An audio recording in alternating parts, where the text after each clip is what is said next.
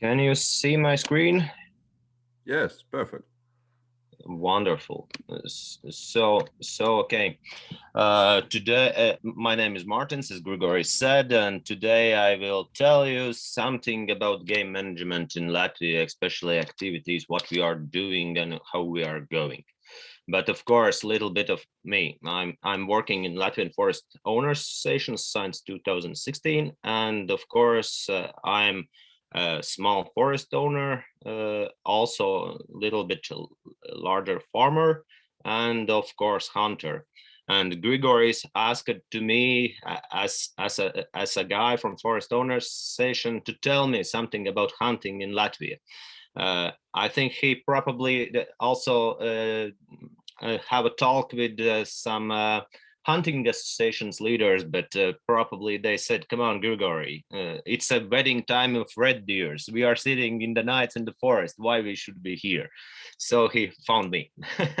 So I hope I will give you quite a good information about hunting in Latvia right now and what is happening right now here. So probably I saw there's guys from Estonia. They have similar species what they could hunt. These are the main ones. Just the basic information. These are the main species what we are hunting: elks, red deers, roe deers, and wild boars. Of course, for private forest owners, there is a big challenge of beavers also, but that's another story. These are the main ones. And of course these are the main ones who are making damage in the forest. And just few graphs in Latvian. So there is elks populations dynamics in Latvia. So there is some countings that we have 23,000 of elks in Latvia, and every year we hunt around 30% of this number. It's quite a lot. Of course, there's a lot of discussions if these numbers are correct. Is if we are we hunt the right numbers? Maybe there is a hunters who are just right that they hunt. Maybe someone is hunting more. The similar story, and you see the population is every year almost increasing and increasing. The same story is for red deers. The populations are increasing and increasing uh, and almost not stopping. There is 62,000, at least counted 62,000 red deers in our forests, and a little bit less, like 25% of them hunt every year. These are the main ones who are making the damage in the forest. And there is another story. As I heard, Estonians don't use protection in the forest, like, for example, repellents like trichon, cervical. We are using them quite a lot, and as you see, these lines are increasing.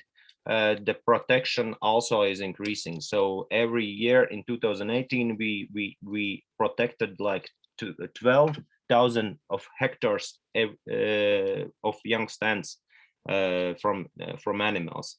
Of course, there is it costs a lot. Last year, I counted that state forests together with private forest owners are paying like around 4 millions, from 4 to 5 million euro just for protection. It's repellents, it's job, so these numbers are increasing. And if you look at those numbers, how much hunters hunt, if you count them together, then it looks like we as forest owners paying like for every animal what they hunt around 100 euros, something like that. Because there is just two graphs. There is elks and red deers, but there is also roe deers who are making, I would say, quite a big damage in the forest. Of course, you cannot see if you are looking at the spruce, then there's it looks that they are small damage, but still the these trees are growing slower, and it makes an impact anyway. So what to do? Because we have quite a big problem. We need to protect forest. We need to spend a lot of money. what to do to decrease this damage. We have a signed memorandum with hunters, and this memorandum is between the forest owners and hunters. And we agreed that, for example, new damage in the forest, when new stand is not higher than 7 meters, could not be more than 5 persons. And if there is a stance where the new damage is more than 5 persons, we call those hunting clubs to the discussions. At least state forests do that. And this year there is like 40 clubs, hunting clubs, who are just called and said we need to discuss about the problems in the forest. And these are not easy talk, of course. Hunters are not happy with that, but that's only the way how we can talk with them, and that's the way how they can understand that forestry is more important than just good hunting options. Because I'm as a hunter, of course, I'm quite happy that I can just go to the forest, spend, for example, 1 hour, and I'm successful. But as forester and as farmer, I'm not happy about this fact, because the damages for forests, for agriculture, they are quite big. And of course, there is another way how we as forest owners and farmers are making an impact on limits, how much hunters can hunt. Last 2 years, every April, we have a meeting with the Forest State Service, who are the main players for setting limits, how much elks and red deers and roe deers and wild boars we can hunt. Of course, because of this African disease, wild boars are not so important right now, but for setting limits, these first 3 species are quite important. So there is like a limit setting groups with those forest state service, with hunters, with forest owners and farmers, and we are just going through big papers and just saying, okay, this hunting club limit is okay, there is no problems with damages. This limit was said for state service and asked hunters, it's okay. But if there is some problems in this club area where they hunt with damages, forest owners and farmers are just saying put 10% more or even more. So that's the way how we can do our impact on to set the limits.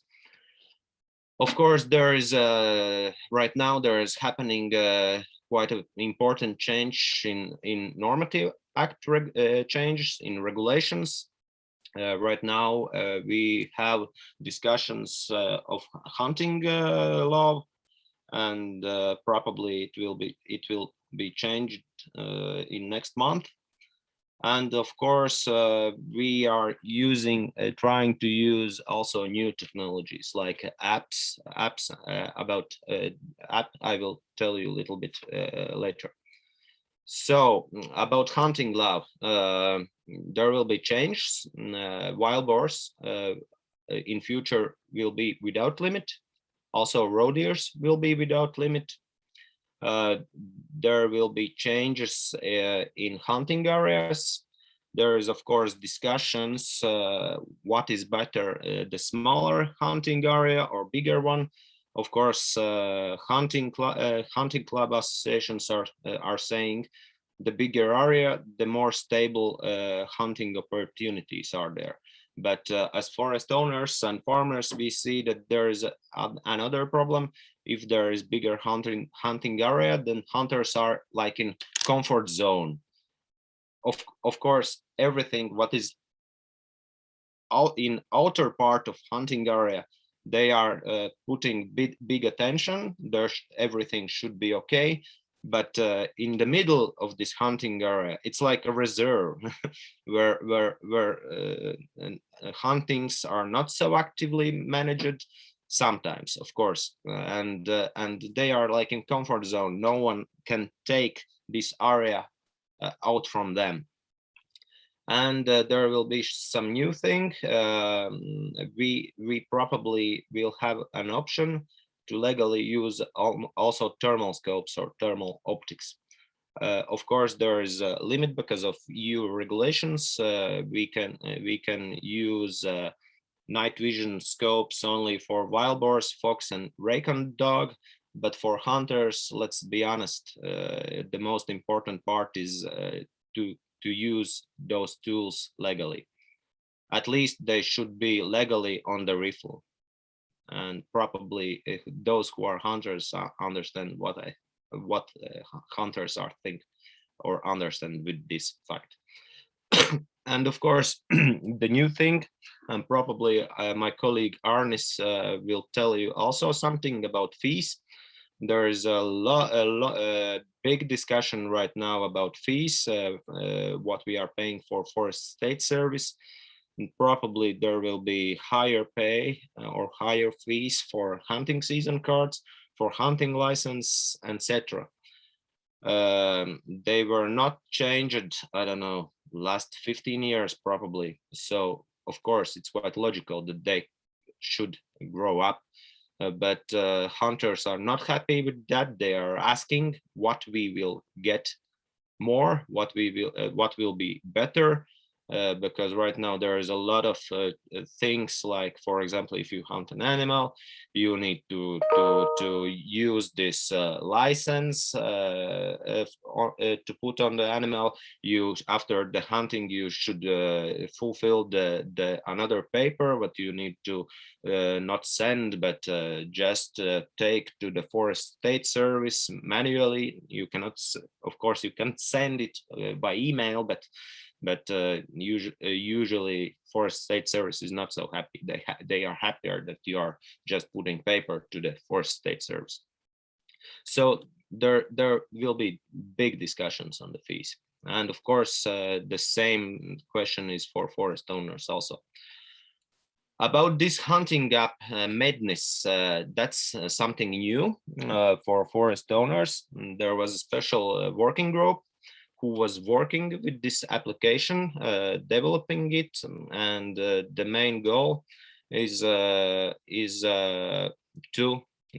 manage all the hunting process digitally, electronically. You can do everything from that. Of course, in this working group, what was developed, this app, there were hunters. Yeah, I wrote it in the next slide. There were hunters, of course, there were farmers, foresters, and also scientists. And the main opportunities, you can see it in Latvian. I think it's not explaining to you not a lot.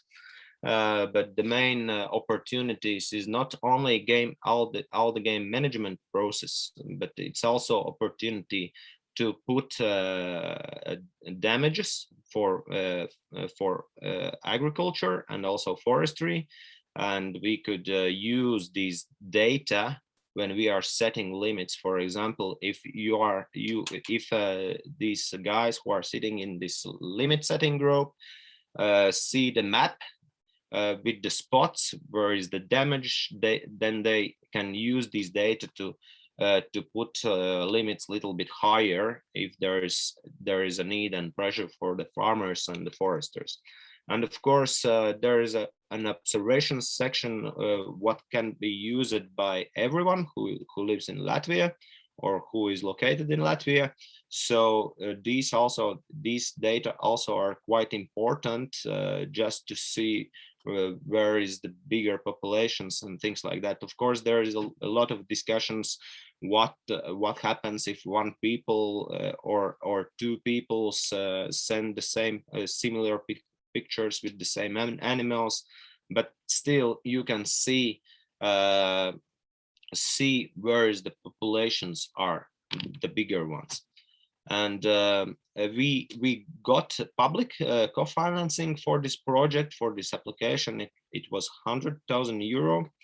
we developed with this app, but only the problem right now is that if 1 year was enough to develop this app, then 1 year is not enough to change normative regulations. So right now, first two sections are working, but game management section are still waiting when we will change normative acts. And sorry, I need to put the charger for laptop. Just 1 minute, slow minute.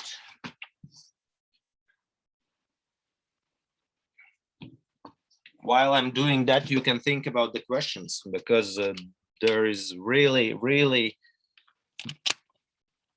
I just hear myself. Okay, I did it. So yeah, and just one extra information, we will develop with this app with a lot of things, probably next year, because we got another, we wrote another like a project for this one, for developing with this app. Let's see if the project will be accepted, then we will get an extra money to develop it. So Grigory said that I have 30 minutes to talk. I did all the job in 20 minutes, so there will be more and more time for questions if you have some of them, of course. So Grigory, probably you have at least 2, because you are the guy. I remember you are the guy who said that in west side of in Latvia, and there is not profitable to grow pine. So because the animals are eating almost everything. So probably 2 questions from you. Yeah, thank you very much, Martins. Martins, it's an excellent presentation and excellent introduction. The hectares, I don't use much this repellent, but where I use definitely don't show up in that hectares on your presentation, because I don't report to anyone. So I would guess that we need to multiply that by some number X. Those millions that the whole thing of the whole actions of game animals cause to the trouble caused to the forest owners. But no, I have only one question actually. Do you believe that in 5 years those trends that you showed in a graph for elk and for deer, that they will start coming down? Do we have any hope in that, or it is hopeless? We just have to buy more repellents and try to, I don't know, build fences or think some sleep in a forest or something like that. But what do you think about this? That I just could say you that we are doing from our side almost everything to decrease those numbers. We are, since I'm working in a Latvian Forest Owners Association, I see this fight. Sometimes it's, I would say it's a never-ending story. There is a feeling that it's never-ending story, because you're going like in a circle all the time. But there is small movements, and we are going slow in slow steps, and we are trying to do everything what we can do. I hope that if it will not go down, then it will at least go in the line without changing. But we are making pressure to get it down, because normally these populations should be at least 2 times smaller for normal forestry and agriculture right now in Latvia, at least 2 times smaller. But there is actually the biggest problem in my view. It's not only the hunters beliefs that you need to go just to the forest or to field and just to hunt to shoot in 1 hour. There is also problems that there is a different understanding from, that's my personal opinion, from Forest State Service, because still a lot of decision makers are hunters also, and they have their own understanding how everything should look in game management. So there is a lot of problems that we are trying to change. And of course, there is a regional difference. For example, in the west side, if we have problems mostly with red deers, then in east side, there is problem mostly with elks. And then there is second problem. If we get down elks, then other peoples want to grow population of red deers, because it's something for them, it's something wonderful, because they haven't got so many options to hunt them like in west side of Latvia. And we had got like, I don't know, 2 or 3 meetings with Forest State Service also in eastern side, and it was hard talks, of course, but the situation I hope is getting better. Slowly, but it's getting better. That's our job, to make a pressure to hunters and Forest State Service, because the situation, actually, what I didn't tell, it's quite interesting. As I know, in different countries, there is discussion about the limits. There is discussion between forest owner and hunter. There is no pressure from state. In our case, there is forest owner who want to that hunters hunt more. Then we have hunters who have different opinions how to hunt, but the most interesting case is in eastern side, that there is foresters and farmers who say we need hunt more. There's hunters who say we need to hunt more, and then there is Forest State Service who is saying no, you don't need to hunt more. So there is interesting situations anyway, so we need to fight together, then we will get the results, of course. Okay, please ask questions to Martin. I have a question. Hi. Hi, I'm Katerina. I have a few questions. Just at the beginning, when you showed the numbers of moose and red deer, and you gave like quite exact numbers. I have a question. How do you get those numbers? Which methods do you use to estimate the population? Yeah, there's like 4 methods accepted in normative acts. I will not count every one of them for you, but the normal process is that hunting clubs are giving their numbers.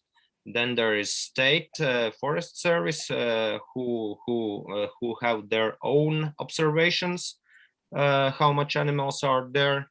And then if there is some discussions that hunters are saying different numbers, for example, 5 persons difference, and then they are going in April to count them. For example, we have like 8 or 9 territories divided in Latvia, and then they in these territories they are making like two areas. They are counting animals, and then they are extrapolating these numbers to all territory. So that's how they are just going to forest and count. Grigori palīdz. So it's based on counting, and every year probably you have to, is it obligatory every year for hunters to perform this counting and then? Yes, it's obligatory. Those numbers are asked by Forest State Service, and they are Forest State Service is asking those numbers because there's not those numbers they are using later in those discussions in limit setting groups. Because from my experience, we also had a project where we were trying to find the best methods to estimate the population size, but actually it's very difficult. I mean, you get some numbers, but how correct they are, it's. But you probably see the trends. Yeah, we can see the trends, and for actually the most important trends are the hunting, how much we hunt. Yes, that's the most important trend, because if the hunting numbers are increasing, that means that there is still animals in the forest. But it's always about these numbers, it's always a big discussion. So I know that I have heard that in other countries they are using drones with thermal cameras or helicopters, then you can get exact numbers. Otherwise, and there from science of course, and from scientists side, when we were discussing about developing this app, they are also want to see the data, how long time you are spending on in all the hunting process, so the time when you are successful, how much time you spend, because this also is important fact. Yeah, interesting. I mean, and also some methods are very precise but are expensive, like mercury capture. If you do some genetics, you get good results, but who will do that every year? I mean, yes, of course. It would be I think it would be enough also to do every 5 years, for example. But still it's quite an expensive. And what about wild boar? Probably the population is also increasing. Yeah, the population is increasing, but it's increasing locally. I have heard that in eastern part the situation is the same like before this disease in some spots. But there was also big discussions. I think the correct one was to shoot all the wild boars what we had got here in Latvia, and then these populations would start to grow again. Because right now, as I have read about this disease, the problem is that there is many different variations of this disease. So if there is one variation is in eastern part and second variation of this disease in western part or central part, if the populations grow and they meet together, they again then problem with disease again rise, because they have immunity. Those populations who are growing in western part, they have one immunity to one variation of virus. But for those ones who are growing, for example, in eastern part, they have immunity to another variation of this disease. So if they are growing bigger and getting closer, then it's again rising up. Okay. So there is a lot of discussions, but yeah, the populations are growing, but locally.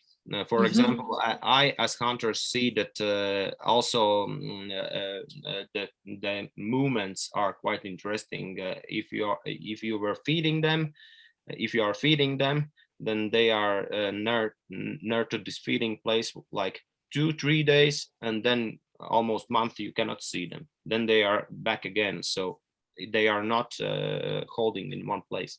It's quite interesting. Okay, and I have some other question. You were talking about the this size of the area of the hunting clubs. So you probably have divided all the Latvia on hunting clubs, which have their areas, and you were talking that there's a discussion if it's smaller or larger, but what size is it? Just, I don't have, it's like 5 hectares or 10. So, yeah, so 10,000. I don't remember correctly the number of like average hunting club, but I think it was around 2,000 hectares, maybe something like that. Okay. And but Quite similar here. yeah, we before right now we can create our hunting clubs if we have 200 hectares in one area. So we can create our own hunting club, but we can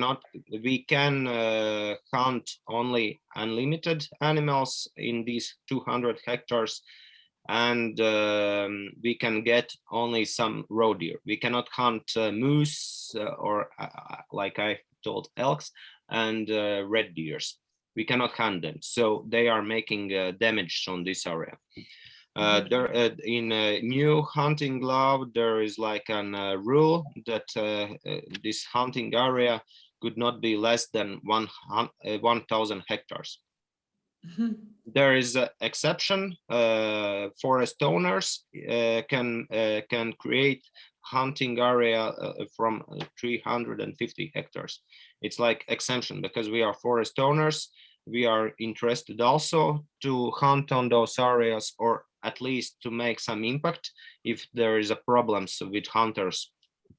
So we in long discussions we found this way how we can make an impact.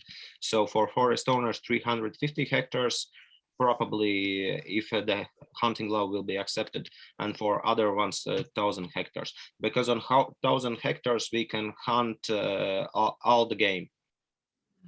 Well, this for me, based on what I know from Slovenia, because here we have a limit. The smallest is 2,000 hectares, and I think if it's smaller, I don't know if that's good, because it's difficult to plan, because the populations of animals, you can't hold them on such a small, so it's better to plan for the larger area. Of course, if you are looking from a game management side, it's from the game management side. If you are looking from a forest owner's side, that then there is like a research that if you have, for example, I don't know, 600 hectares of club, and if there is quite a lot of guys who are hunters, then the hunting pressure is quite bigger on this area. So it's better for forest owner and farmer. But yeah, that's true. But if you have 10,000 hectares of forest of hunt area, and only take 10 guys who are working in this area, then we have a problem. That's the question: how big hunting pressure is on the area?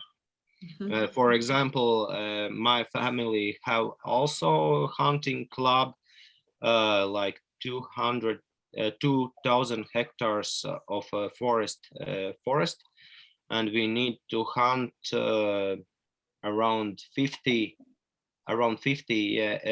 red deers on this area. So we are like almost 20 guys, so everyone should hunt almost two red deers. And let's be honest, hunters, hunting collectives and the hunters are getting older. The life from 90s to nowadays is changed quite a lot.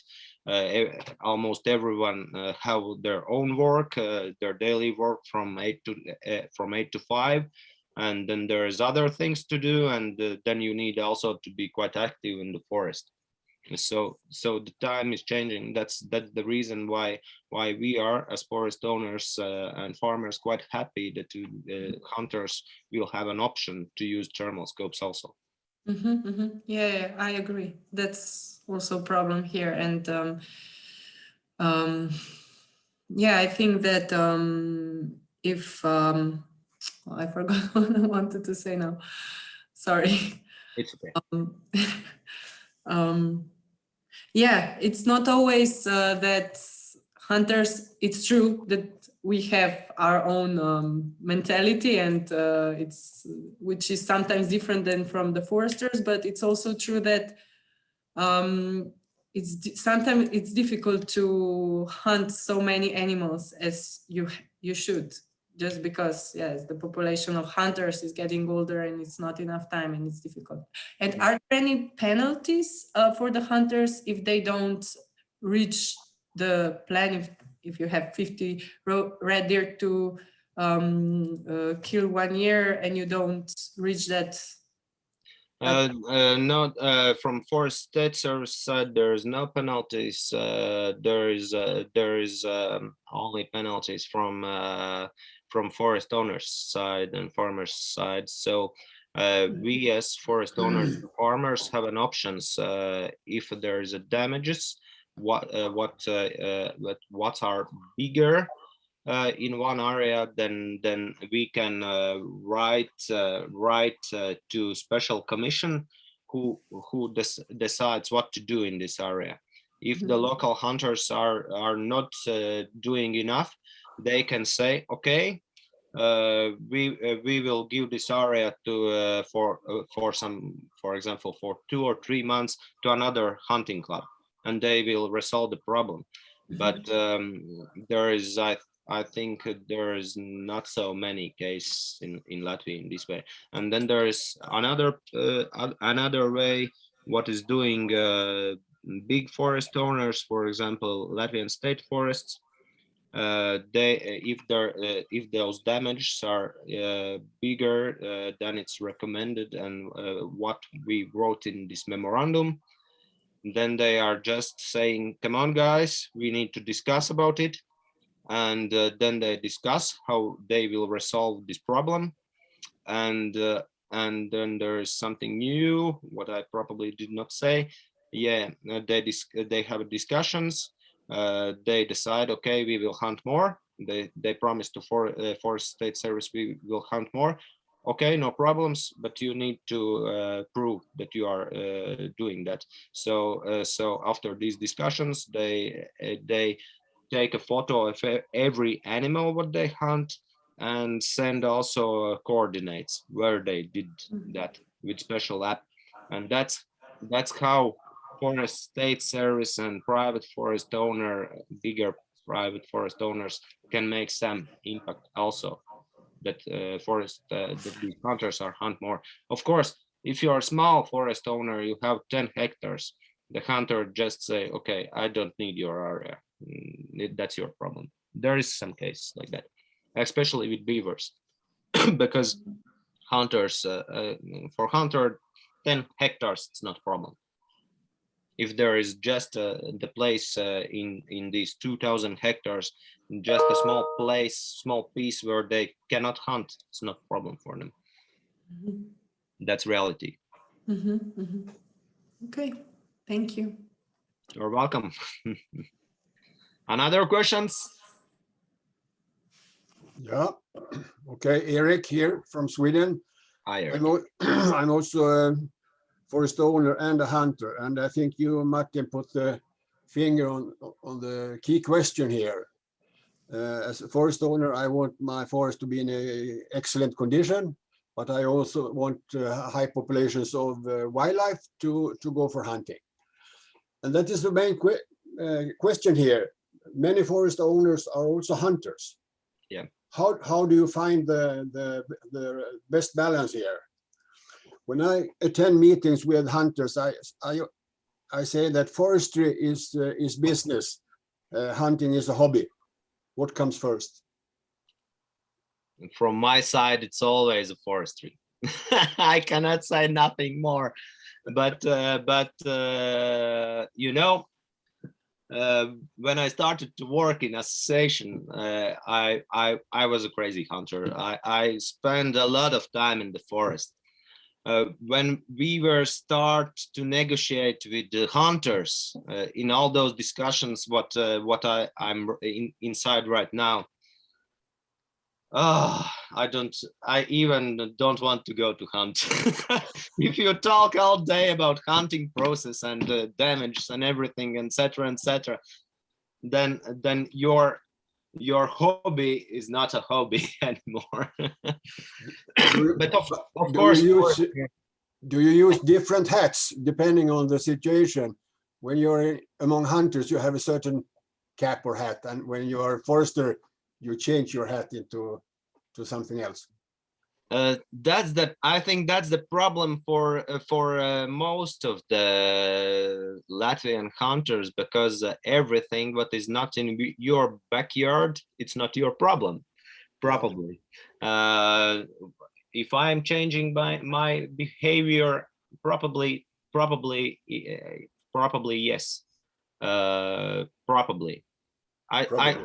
Probably. I don't know. I cannot answer to you to that question really honestly, because my opinion is I'm not only forester, I'm also farmer, and I can see that if I'm if I have a field with 40 hectares of weed, then I have a problem if I lose I don't know, from 5 to 10 hectares from this area.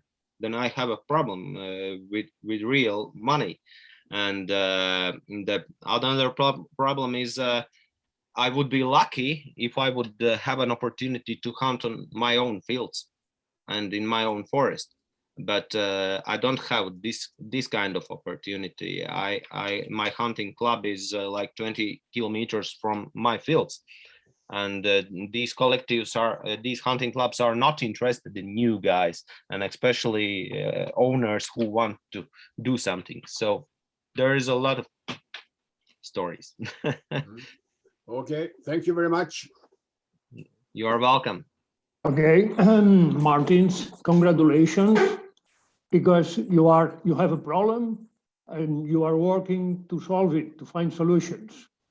Very well, especially changing law, because changing hunting law in my country is almost impossible. So congratulations. Now, I have a direct question for you. Do you think that hunters are part of the problem or part of the solution? Yeah, it's interesting question, of course. There is two cases in our country. Like I said, in some place they are the problem, and in some case there are the solution. We are going to the direction to do everything what helps to hunters hunt more. We are making the goal of this application also was to get more data about everything, and also to save their time to go to the Forest State Service to write the papers and stuff like that, so they have more time to hunt. So everything is going to the direction to help them to hunt more. That's our way, of course. And if they are the problem, in those areas where they are the problem, of course, big owners, big landowners can do another ways how to make impact on them. As I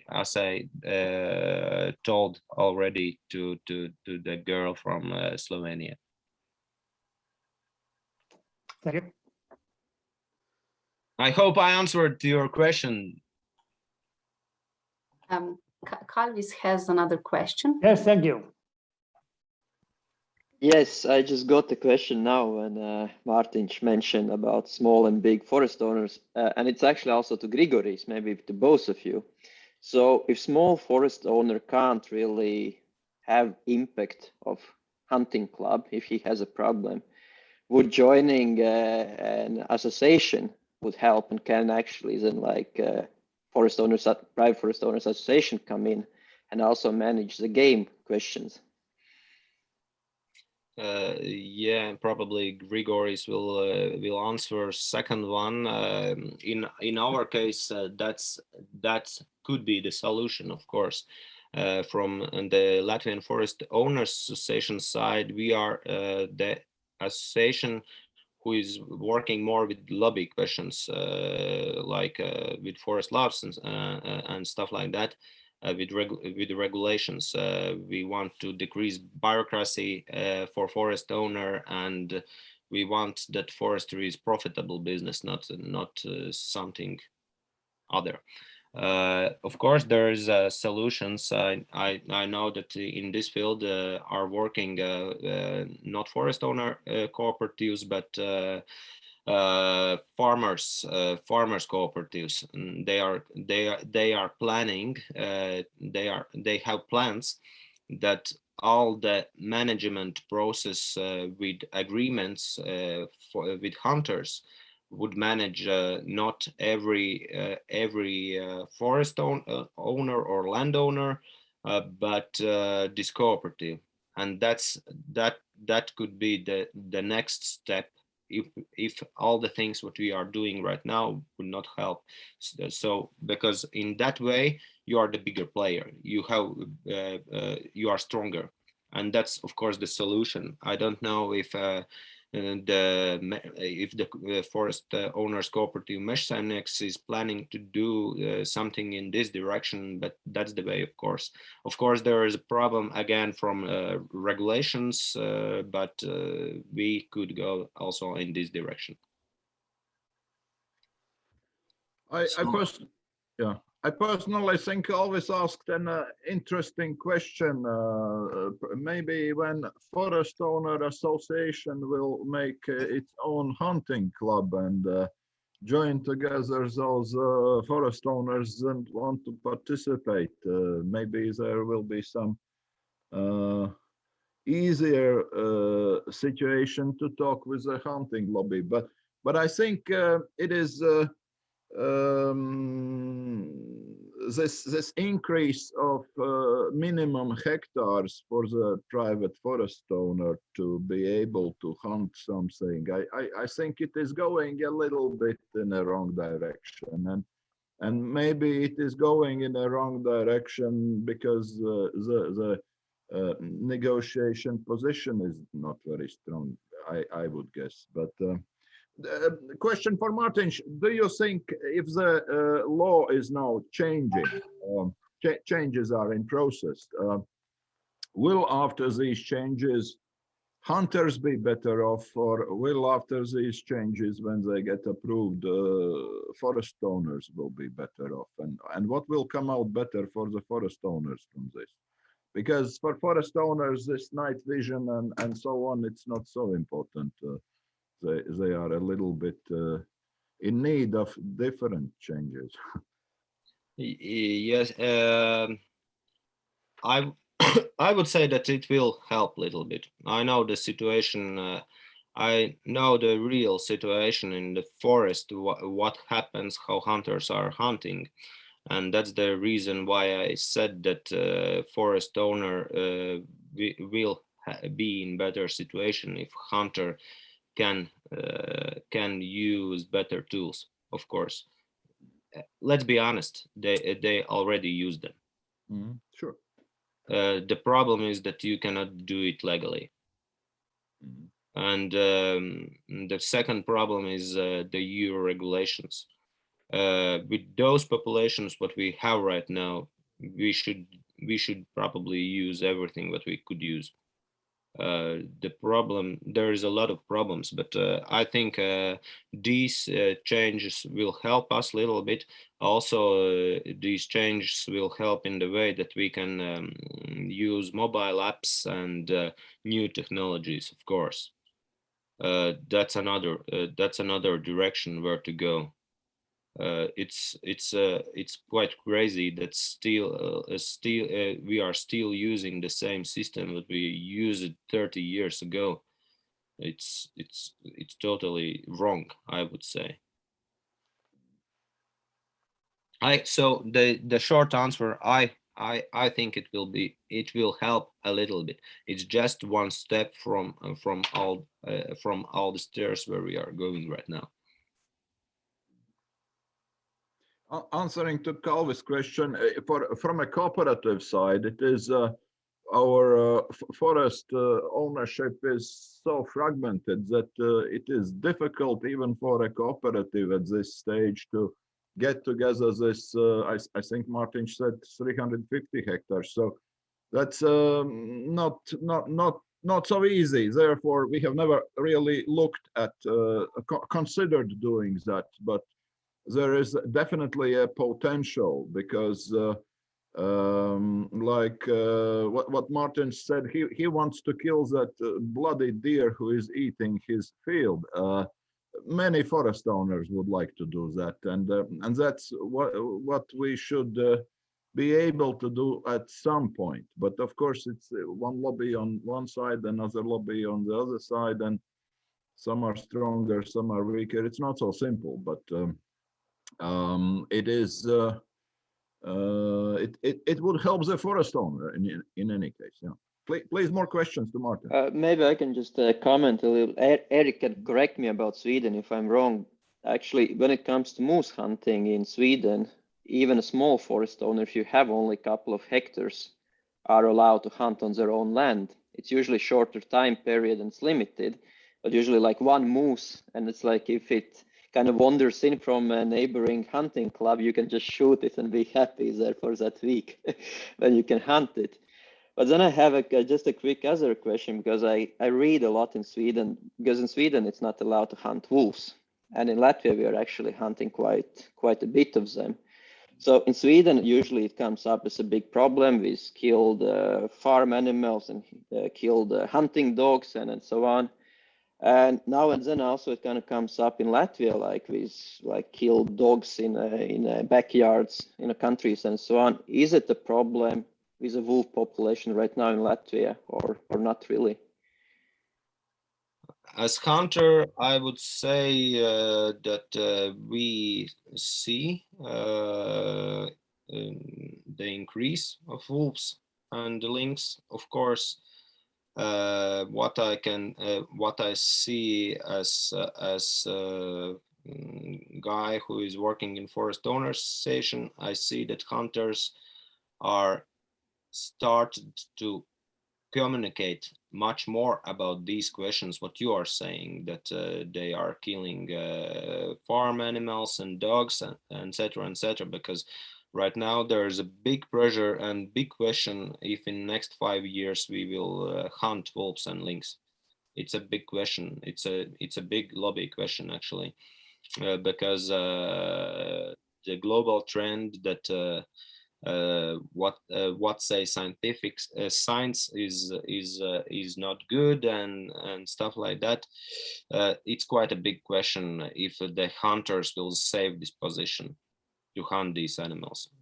As I told, as hunter, I see that at least in the forests where I hunt, the wolf populations are growing. If 10 to 15 years ago we didn't saw them, then now we can see that there is some areas where, for example, roe deers, and there is no roe deers or beavers where they normally was.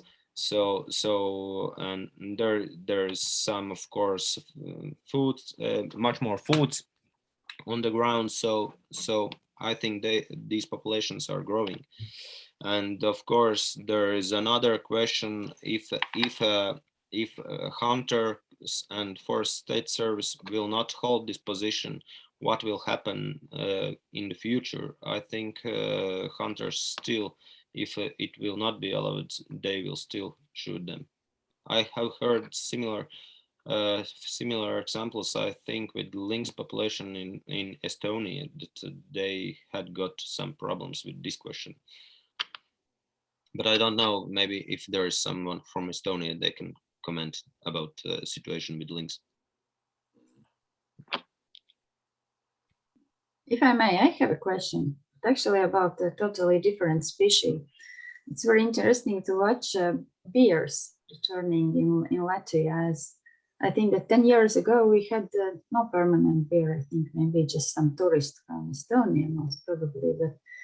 But right now it's really interesting to watch the number is increasing, and I think quite rapidly. And I guess we won't start to hunt the bears for next years yet, but I know that bears are a threat for beekeepers, but how about forestry? And do you have such information from the countries where there are many bears?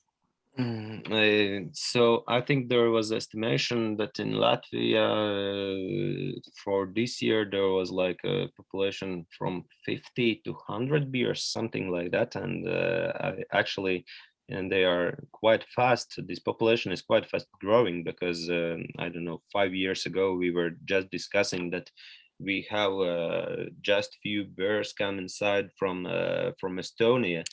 Right now there is these hunting cameras what is taking photo also in central part near to the place where I'm living in Dobele. It's central part, so probably after 5 years you will get bears in Alsunga in western part. So it's quite interesting. But for forestry I think it's, as I heard, it's not a big problem for forestry. And maybe it's even better for forest owner, because if the guy who is grown in city and just going Saturdays and Sundays to collect the mushrooms in the forest, maybe they will not go so often in the forest and not leave their garbage in the forest. So maybe we will be happy about this one, because we as foresters we know that we don't be we should not be so afraid from the bears. Of course if there is small bears in this period, it's a little bit tricky, but in other time it's not so tricky. So it will be interesting. But there is a bear hunting allowed in Estonia, right? I'm not so good in that, but I think they can hunt some bears probably. Is there some Estonian again? Yes, there is some bear hunting allowed. I'm not sure about the amount of bears every year. Maybe someone can help me from Estonia. Does anyone know? Or maybe people have a small break at the moment. Okay, I think from schedule point of view, we are very close to Martin's, your boss Arnis speaking. So excellent discussion. I think it was very interesting. Even I learned some update on what is going on with the hunting law.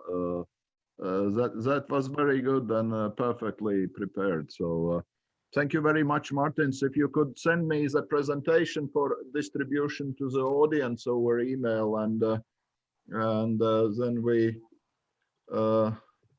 I guess, take 2 minutes, and then we come back. And I have noticed Arnis is already somewhere there, so then we continue to the next topic. Thank you very much, Martin. Okay, thank you and good luck.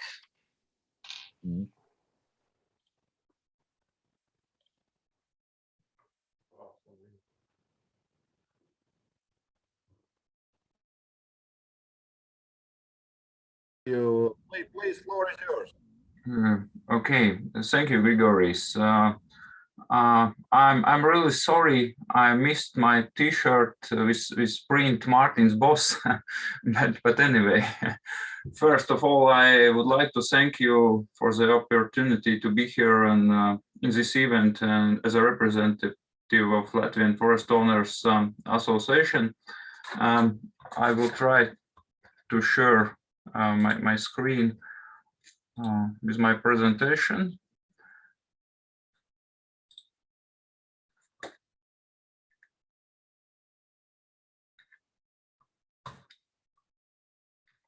Okay.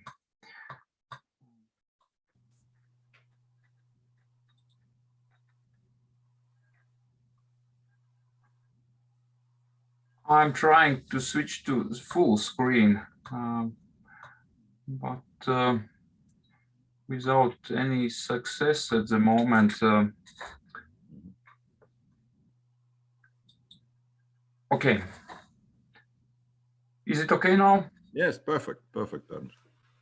Okay, so you already heard my colleague Martins, and I would like to start with some introductory slides related to our organization. So our organization founded in 2005, and at the moment our members structure is quite diverse. We have private persons as members, companies, municipalities, and cooperatives as well. We have quite good cooperation with Regional Forest Owners Association also. And if we take a look to our statutes,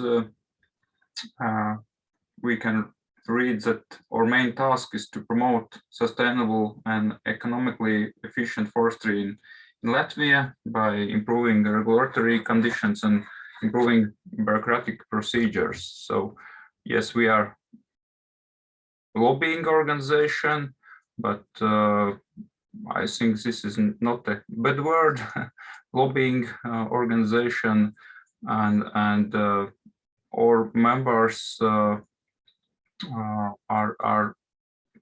satisfied with our activities. Of course, at some occasions, maybe we need to react more active, but in general, I think they are satisfied with our organization. But now about my presentation. At the beginning, I would like emphasize that we are living in a time of great change. Fourth industrial revolution is all around. As in the revolutions, there is a change of society, of course, and leaders are changing, and former leaders and leader profiles losing their positions. This is largely influenced by the technological revolution and digitalization who comes with this revolution. I think it's hard to imagine some 20 to 30 years back and see that Kim Kardashian is more popular than Angela Merkel or President Biden. But nowadays we are living in a situation that everyone can come as an expert, and thanks to social media. And I think especially forest owners need to take into account this new situation. But okay, about my presentation title, how does forest owner feels? Of course, there is challenges to whom we can manage to respond, and also changes without clear answer yet. In my presentation, I would like to talk about how does forest owners feels at the moment from my point of view. To describe it, I'm going to talk about more coniferous trees today. When we're talking about sustainability of forest management, as you all know, it's based on three whales: environmental, social, and economical aspects. Some whales, same whales are used in forest management certification. So in my presentation, I will discuss a little bit in detail each of these whales, and will add my opinion as for impact of the factor on forest owner's decision. So let's start with the environmental whale and some of its aspects, in particularly climate and the consequences driven by climate change. Regarding coniferous trees, there are a lot of scientific research and scientific publications. I will use one of them, but as you can see from this picture, regarding coniferous trees, the news is not that good. The data published in year 2018 from the research of climate change impact on various tree species, and especially the conifer tree species, spruce, Scots, and Scots pine are on decline, while broadleaves and introduced tree species will gain. It's explained by the fact that various factors, mean temperature during vegetation season, minimum and maximum temperature in the vegetation season, precipitation, and others, as well as their combinations will have a more negative impact on conifer tree species. We can see in this graph that even in the conditions that we have today, the favorable areal for pine and spruce is slightly decreasing. You can also see what would happen to the favorable areal in the 3 climate change scenarios: optimistic, RCP 2.6, moderate, RCP 4.5, and pessimistic, RCP 8.5. We see that the favorable area for these 3 species is moving towards north. Okay, so climate change does not bring anything good for Scots pine nor for Norway spruce. Another actor that does not do good for coniferous trees species is insects, of course, especially bark beetle outbursts.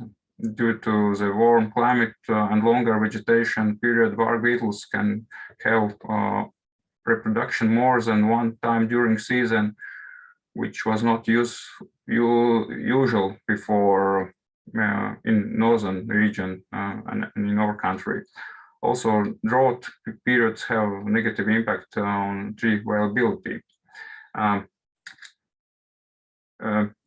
Today, we should also add to the list a rather dense population of wild animals that especially low pine, which makes forest owners to take decisions as for which tree species to choose for forest regeneration. Yes, these pictures comes from forests, and you can see that also protected trees are damaged because populations are really high. But you already heard from Martins about this. Yes, from wildlife to humans. Urbanization.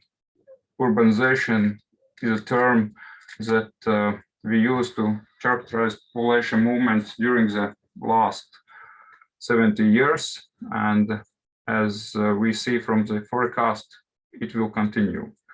You can see in the picture that 3 years or a little bit more ago, already 3/4 of European population live in urban areas, and the forecast is that by 2050, this number will increase to 80%. Why I'm talking about urbanization? There are several reasons. First, of when people become city inhabitants, they lose the direct link to land management, including forestry.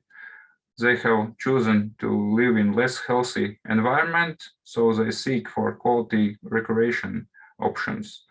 So we get 2 pictures. You can see one is the forest owner's point of view, and the other is urban population view on forest. The first one see forest management as a continuous cycle and forest harvest as a beginning of a new forest, and talk about regeneration cutting, while urban population see harvesting as the end of the forest and call it a clear cut. So cities, of course, are places where media and opinion leaders are located, and it cannot be denied that opinion of majority of population on less intensive forest management can influence decision makers when deciding on legislation. Okay, the risk of legislation and policy documents that refer to forest management is quite high. It refers both to Brussels and national legislation, and we are close to experience its negative part. We already know this new European forest strategy document, and as I know, at the beginning of October, there will be meeting of forest owners in Vienna, and we will discuss about this document one more again. And I think there will be some petition about this, but also other documents are scaring us.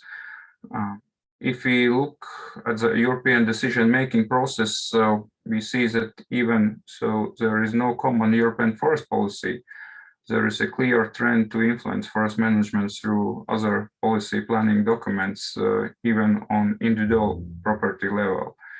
It is often when different policies contradicting each other goals. For example, on the one hand, they talk about the necessity to replace fossil resources with renewable ones, and at the same time, other documents strive to set reference level for timber harvesting, in fact that in European countries harvesting is far below annual increment level. Also, national legislation is contradicting the principles of forest management and logics of growing coniferous trees. Here you can see two pictures of pine stands as an example from Latvia. In both sites, in the same year, there has been forest harvesting done. On the left, you see result where only selective cutting is allowed, and the site is regeneration with everything except pine. In the other picture, you will see all mature pine stand harvested and regenerated with pine by planting. Yes, I think it's a very good example how legislation can impact on forest management.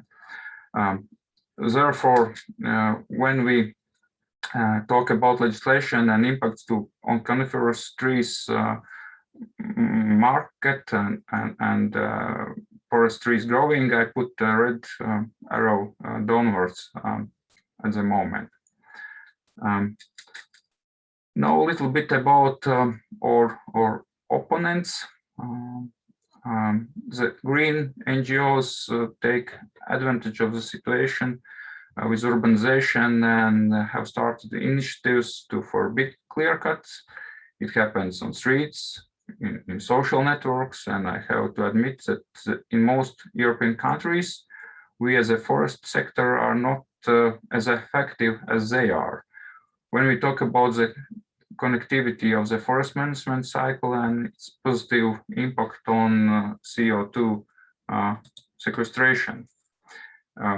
Green NGOs have started collecting signatures to completely or partly forbid clear cuts in several European countries and also outside EU. Is it just a coincidence or opinion of individual persons? I don't think so. It's a coordinated movement. Some years ago, there were instructions published in the websites of green NGOs and how to influence public opinion. And you can see there is some advice how to talk with people, how to describe forests. That forests are sexy, and forest is live. Forest is like us. Okay. Inevitably, it may facilitate decision makers' willingness to support more restrictions on forestry, of course. Okay, I feel that I should tell something nice before I continue with the next slides. Of course, there is a research also in forestry on how to grow trees faster, more productive, and of better quality. Several European countries, including Latvia, are working on coniferous trees breeding program, and results achieved already today give reason to hope for 25 to 30% increase in timber yield in future if we plant high quality plants today. Therefore, there is a green arrow upwards concerning research and development. The next motivator for a forest owner to choose conifers is a market demand and better price if we compare it to broadleaf pioneer tree species, for example, with birch and also with aspen and gray alder. It is also reflected in the forest capital value in the future. According to the estimates of Latvian researchers, in Latvia, if Latvia choose forest management with a shorter rotation period, at the same time obliging forest owners to use high quality coniferous tree plants in sites where coniferous trees have grown before, then the capital value of private forest owners definitely would increase. So, well, market pulls and increase of capital value should be regarded as a facilitating factor for growing conifers. Does it work in real life? As we see in this graph, the situation in different countries is different. However, almost in whole Europe, the area of broadleaf stands is increasing. The reason for that is that many forest owners prefer natural regeneration, which in many cases mean regeneration with broadleaf pioneer tree species. Why? Because natural regeneration is cheaper, less insect risks, willingness to diversify risks with growing diverse tree species.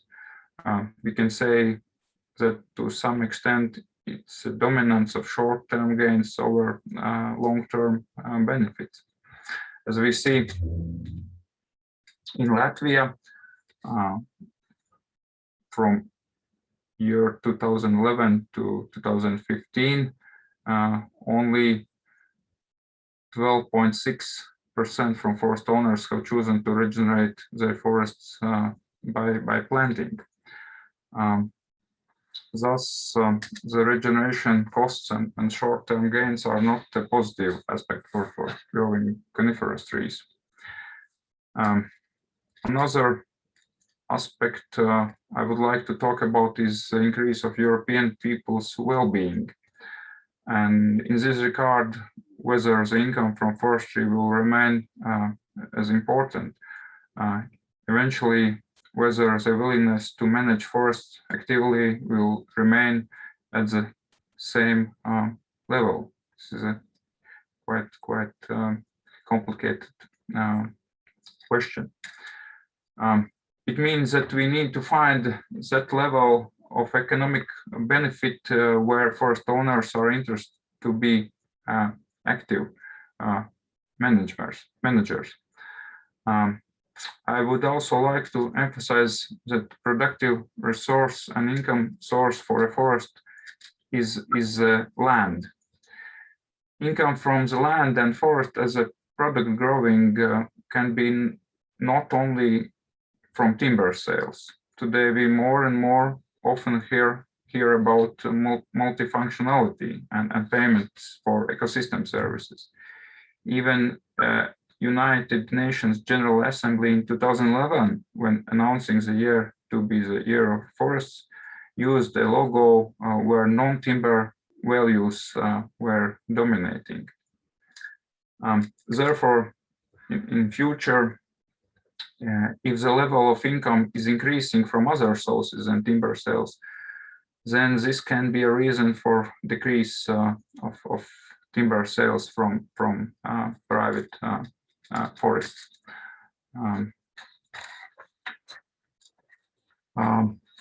Okay, and finally, about forest certification, that includes the interested parties discussion in all of the three whales: environment, social, and economic aspects. Can a forest owner feel comfortable if certified? Let's look in the past a little bit. Year 1993 in Latvia. There is a forest and environmental legislation setting provisions as for different types of protected areas and their management. And now we have a picture from 2018. During this period have been changes in legislation.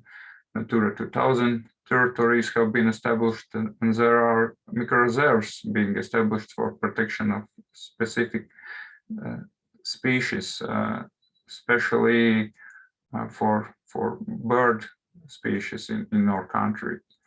In addition to that, there are certification requirements, which in the process of developing forest management standard get extremely complicated, especially in the case of certification system whose title operation consists of 3 letters and are aiming at reduced timber harvest.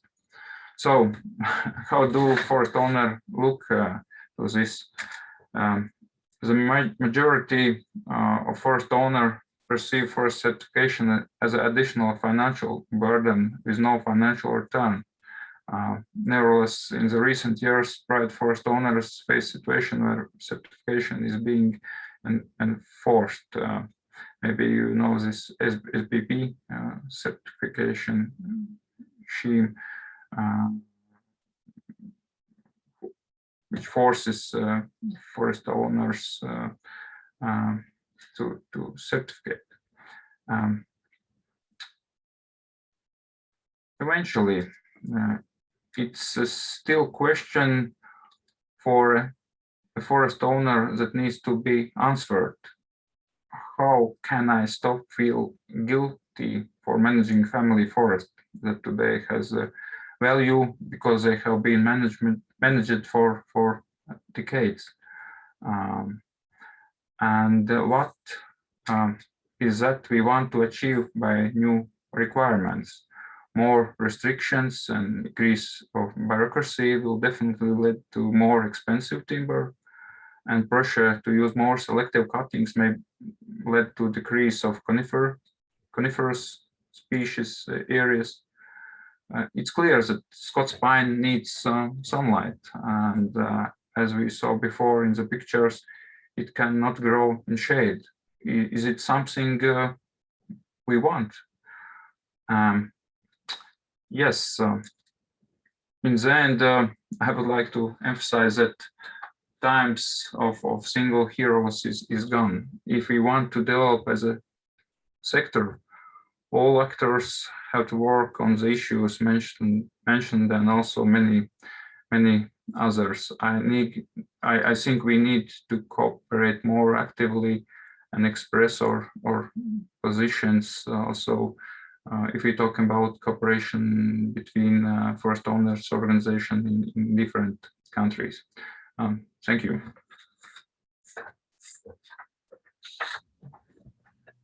Thank you very much, Ernest. Excellent presentation. Before audience start questioning you, I have one question. We can all look back 10 years to the past and compare what was the life of forest owner in 2010 and what it is today. And it is not so easy to forecast in the future, but you are very well placed to do that. So I want to use the opportunity. If we can try to imagine a forest owner's life in 2030, how it will be different from today? Can you sketch a little bit few things? How do you see it? Where we will be going in those next 10 years? Yes. Of course, at the moment, there are still a lot of documents in discussion process. As I said, we still discussing about new European forest strategy. As we heard from our colleague or neighbor from Lithuania, Mr. Sinkevičius, that okay, there is no common forest policy in Europe, but anyway, forest legislation is under competence of Europe, not of individual member states. So let's see how it will develops in the next few months or in the next few years. It's very hard to forecast, but from my point of view, I think there will be new developments regarding ecosystem payments, regarding CO2.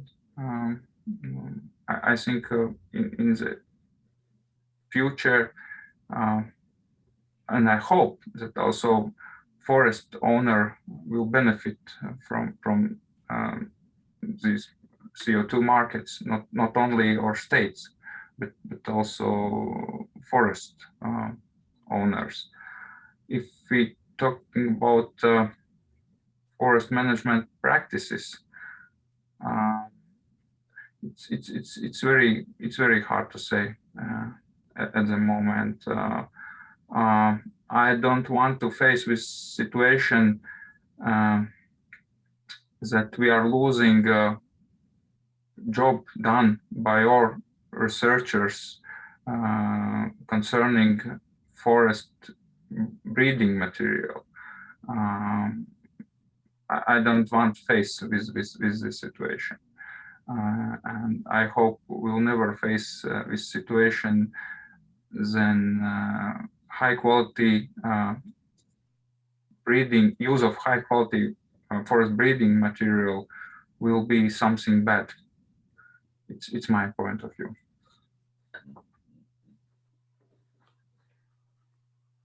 Okay, thank you, Ernest. Please, more questions for Ernest. I think there's a question in the chat. Mm-hmm.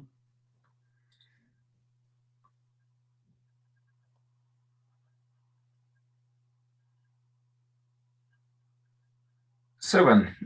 If we talk about question from Marty regarding picture with two different regeneration techniques, how many years after the cut have been done? 7. I think 7. Yes.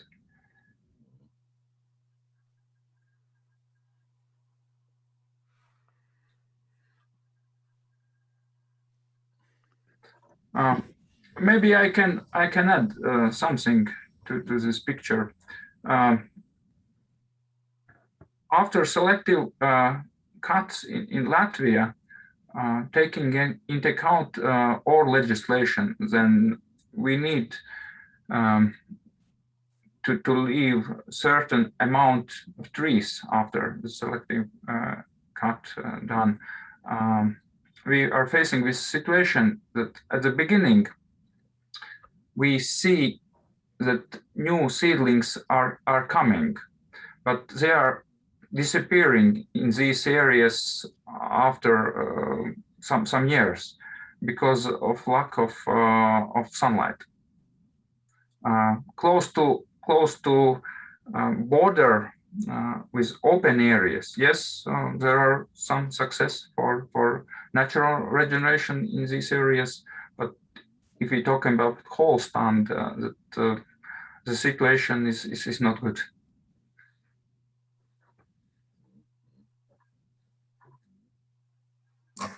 Yeah, can I ask about the financing of ecosystem services? It's now a hot topic also in the frame of European strategy, forestry strategy.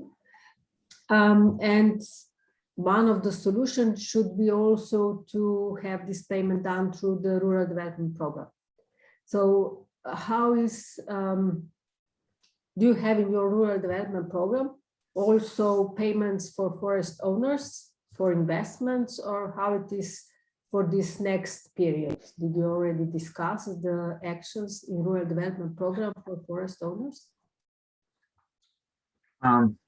Okay. I would like to divide this question into two parts. If we're talking about previous period, yes, we have payments for forest owners, but not for ecosystem, not so-called ecosystem payment services. There were payments for pre-commercial thinnings. There were payments for afforestation of unused agriculture, unproductive agricultural land, and there were Natura 2000 payments, but forest owners are not very happy about the level of support rate in Natura 2000 areas. Because if we calculating value of the forest stand laying in Natura 2000 areas, and if we calculating other financial indicators, that payment amount of 110 or 160 euros per year does not covers value of the forest stand and expenses of forest owners. Therefore, now we are discussing how to improve this situation, but to be honest, at the moment, we don't have any clear answer from Ministry of Environment. Therefore, also in new program, at the moment, we can see the same level as in previous program. And there are no any new proposals for ecosystem services payment in or rural development program in our country. But yes, I'm sorry, but yes, we can see that the same measures as I mentioned before, support for pre-commercial thinnings for afforestation is included in this program, also in the future.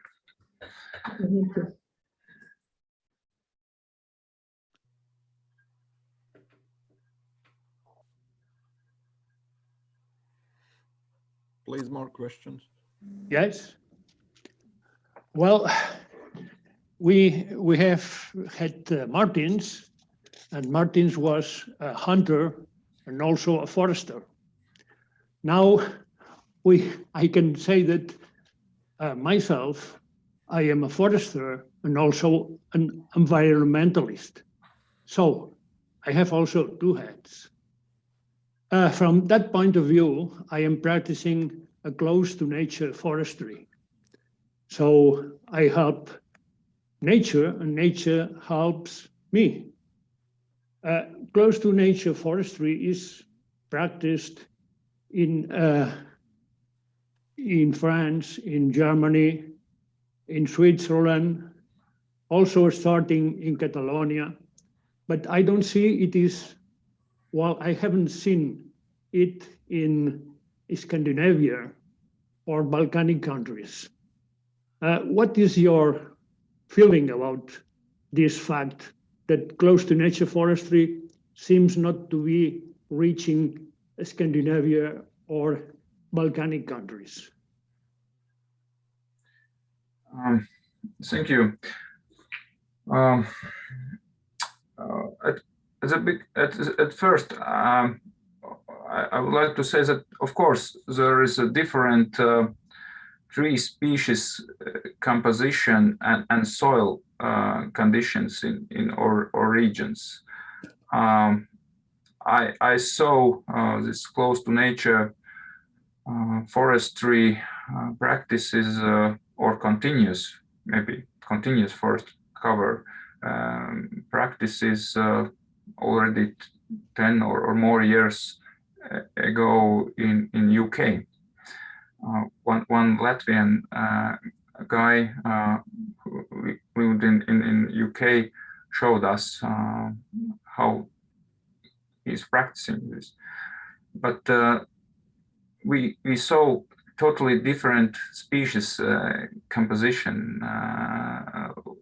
Lot of trees, number of tree species in 1 hectare. In our situation, when we have poor sand soils, which is suitable for pine growing, I think there is no other choice how to grow pine rather than to make. Maybe I'm not calling this system as a clear-cut system, but we need to open area. We need to open area. We can discuss how big this area should be. 0.5 hectare, I don't know, 1 hectare, 2 hectares, or more. But we need to open area for growing pine. And other thing, in our situation in Latvia, from my point of view, our Ministry of Environment going to wrong direction. They are not explaining benefits and not comparing one system with other, but they are forcing forest owners to do nothing. From our feelings is that Ministry of Nature Protection forcing us implement nature protection as a doing nothing, and it's not good because there are a lot of conflicts. If we can show forest owners that close to nature forestry, but actually I don't know the precise definition. What does it mean, close to nature forestry?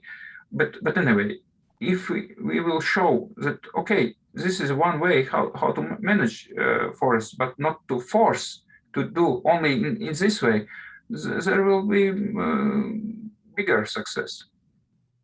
Yes, I think you are right, because conservation is static and close to nature forestry is dynamic. So it includes action. So mainly close to nature forestry considers the forest as an ecosystem and manages the forest as an ecosystem. So, but with action, not passively doing nothing. I am against doing nothing. I am for action. Maybe I can say a couple of words from my 10-year experience of running a forest owner cooperative. Multiple canopy forestry in our members' forests has practically never been done on initiative from the forest owner.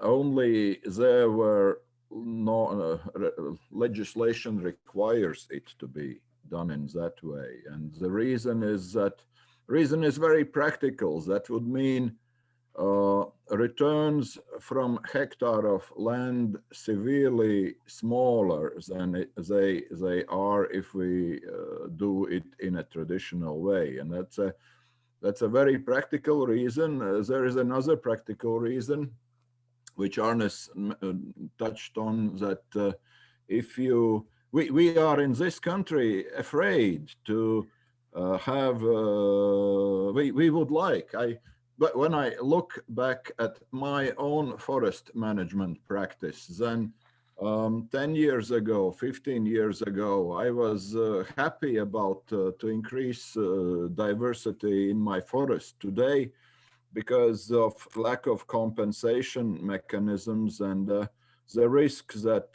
if state finds out that I have a big biodiversity on my land, they will come and they will restrict my forest management activities there.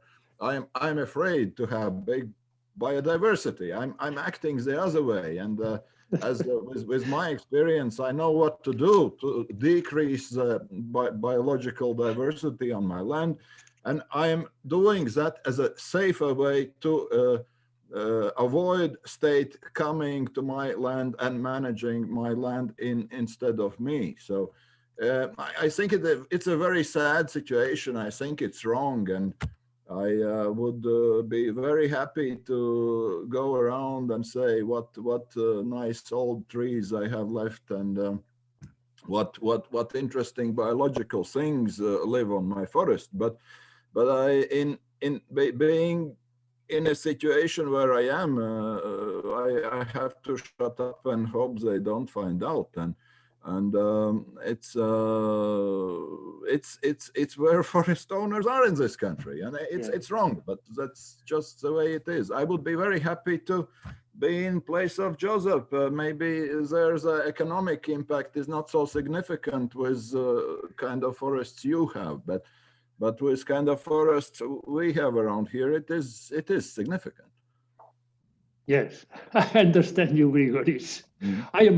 Well, I can also feel that way, but well, I think I am more optimistic. Thank you. Yes, but if we want to see that we all reaching nature protection goals, these goals need to be very clear, first very clear for forest owners, and we need to manage situation that in this way that forest owners feels like a part of this nature protection system, not facing with the situation that they are receiving letter. Okay, your property is included in new protected area. Bye bye. Only 160 euros per hectare. Bye bye. But forest owner is a person who are living in the place, who are managing forest, and only he can reach nature protection goal in this particular area. No other else, no bureaucrats sitting in Brussels or in capital. So we need reach situations that forest owners interested to be a part of protection system. Yes, this is important. We must be a part, but also we should have initiative and act, not only be waiting. But I think that if we are more active, we can change things. Well, I am optimistic.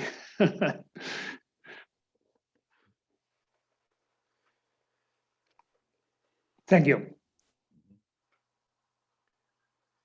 Okay, are there many more questions?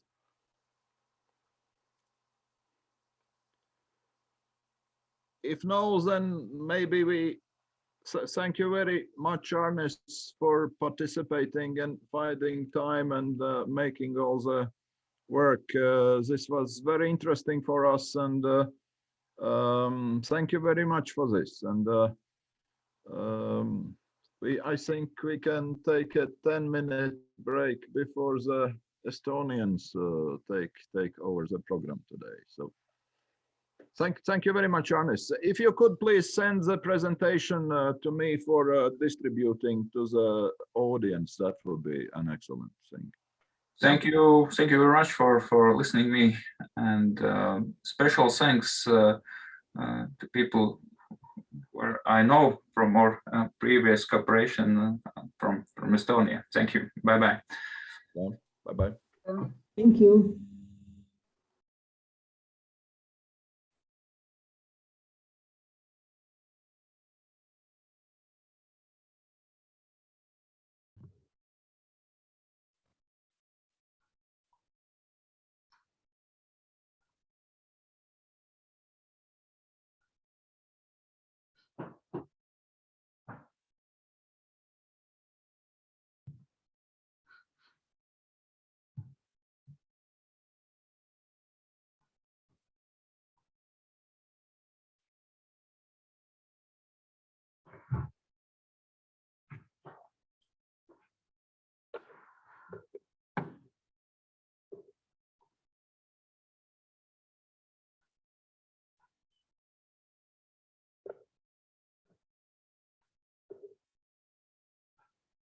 Hello. I think the break is over. Almost people seem to come back. And so the next presentation is Allar Luik from Estonian Private Forest Center, who talks about Estonian forestry and more from a historical point of view. Hey, Allar. Hey, I will now share my screen.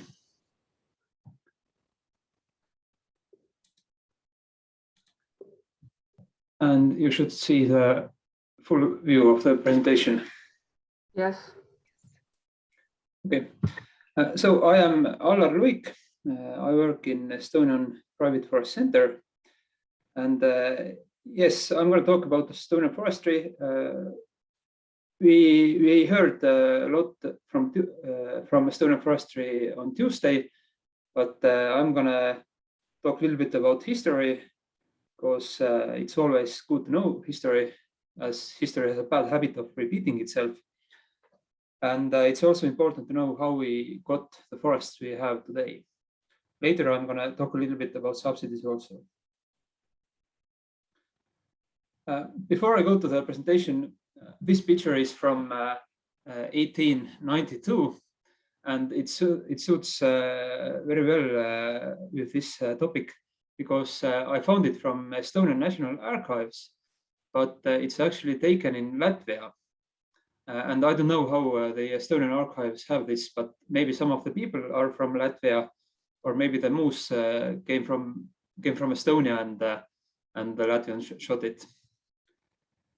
Again, it's sad that you can't be here, because you would understand and feel the forests much better way. And I'm sure that if you could be here, we could organize hot Estonian sauna for you, where you could enjoy cold Latvian beer. But instead of that, you have to stand up with my presentation. So After the Ice Age, the first trees were birches and pines. And the first human settlements came right after the ice had gone, about 11,000 years ago. These groups of people did not affect the landscape very much. They used some timber, but they had no effect on the landscape.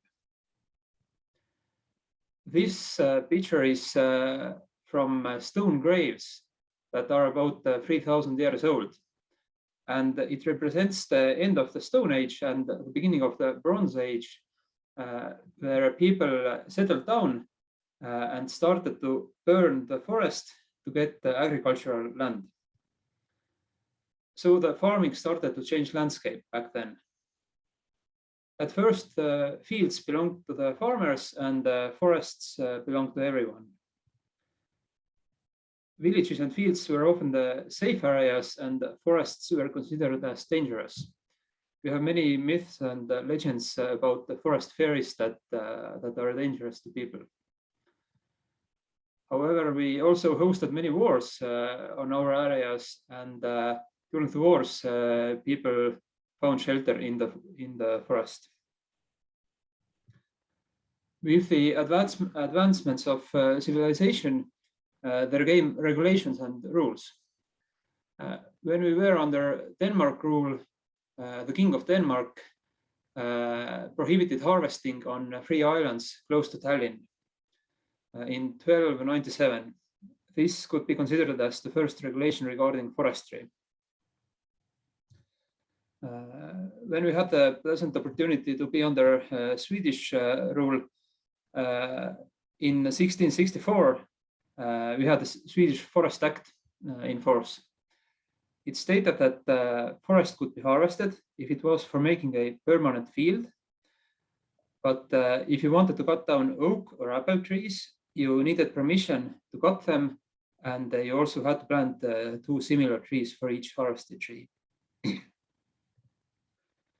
We have records that in 1695, a city of Narva exported more than 273,000 pieces of planks and boards to St. Petersburg for building that city. And in the end of 18th century, there were already 5 hydropowered and 2 wind-powered sawmills in that same city of Narva. And the biggest of them could saw 300 to 400 logs every day. There were also some other regions of Estonia where there were many sawmills. So wood was actively used back then. This led to a situation where forests started to run out in some places, mainly next to the rivers that were used for transporting timber. So there was a need for organized forestry that began in the end of 18th century, and it regulated what can be harvested, how much can be harvested, and when it can be harvested. The first forester started to work in 1779, and soon after the first forest quarters and forest logging roads were made for forest management. This very hazy picture is from 1890, and it has been taken to show the damage in a local forest where there was a big storm. So even back then, when photography was very expensive, there was need to show what problems there are in the forest. In 1850, axe was replaced for cutting trees by the saw. Axe was used for chopping down the trees, but when the saw came, there was some opposition to using saws because the local landlords, they often had people stealing timber from their forest. But when people used axe, they could hear people chopping down the tree. But when people used saw, it was much quieter, and they had problem that they couldn't detect the people who stole the trees. So whenever and whatever innovation there is always some opposition to this. Prior to 1919, Most of the land in Estonia belonged to local landlords, but after the First World War and our independence war, a lot of land was given to soldiers and local farmers. And this was very important because that's the first time when most of the land belonged to local Estonians. And 1920 marks the beginning of academical forest education. So here we can see the first or second class of university students who studied forestry in their field practice. And this picture is taken in 1922. And I think it's important to note that many of the forests we have today or that we have harvested in recent years have probably been planted and managed by these people in this picture. So hopefully in 100 years time, someone will show my picture and say that this guy planted some trees. Back then, most of the work was done by hand. Here you can see these small patches that are needed to open up the soil, because if you sow the seeds on the ground, they won't start growing in the grass. You need to open up the soil. A lot of timber was used for firewood. And here you can see a factory that made fire matches. So even for making fire matches, you actually need quite a lot of timber.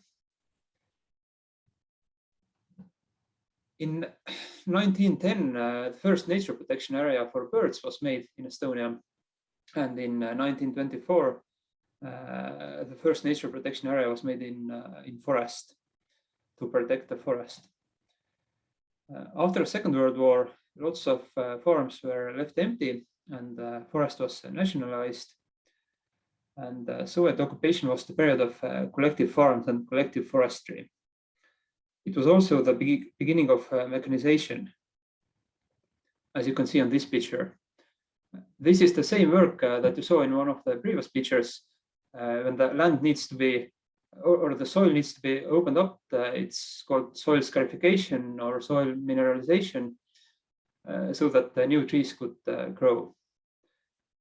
Here you can see planting work that is done with tractors, and you can see that people are sitting behind the tractors and they're putting plants on the ground.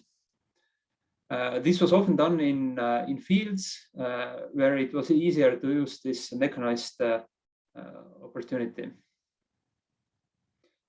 And back then, usually the harvesting was done in full stem method, where all the trees were forwarded from the forest.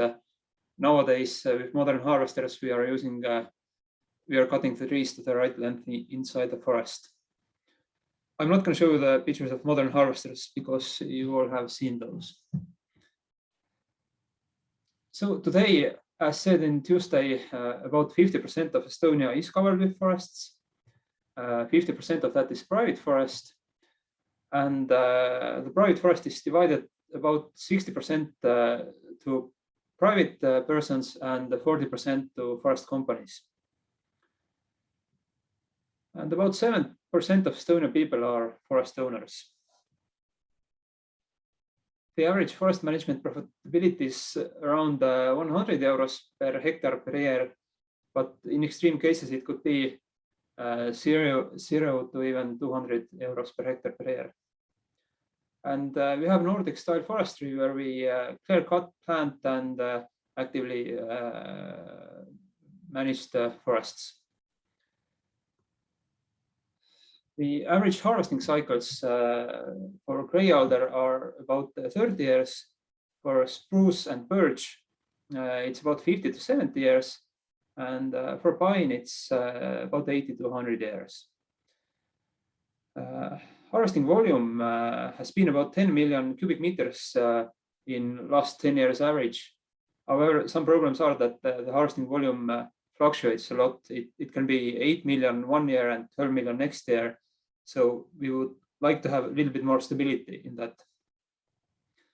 and 14.2% of forest land is under strict protection, and 11% is under limited management zones where some forest work can be done.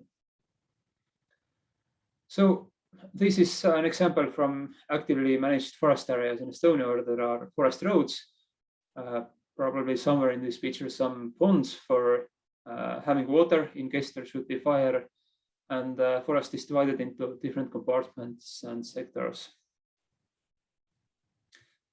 About future, one thing we all have heard about is climate change and the need to adapt to that. We don't know exactly what will happen, but we have good guess that there will be more extreme events in the future, and also most likely we have more rain every year. So we need to plant and grow more mixed forests. It can mean that we can continue planting, for example, spruce, but when we grow this forest and when we do maintenance on this forest, we don't cut down all other tree species. We let more birch and oak and other trees to come in. And we also need to build more drainage systems and better forest roads. Another aspect of future is digitalization, which can mean many things. I will just show you one video. This video shows how we can measure timber on the lorries with laser scanning. As you know, it can be difficult, and different parts can have different opinions how much timber there is in the load. But some Estonian buyers are already using this kind of solution. So I will go back a little bit. You can see here that it shows for every pack in the car the diameters and the measurements of the pack and how much timber there is in this pack. It has about 4% accuracy, or the accuracy is within 4% in the moment. And besides measuring round wood, it can also measure wood chips or bulk wood for energy.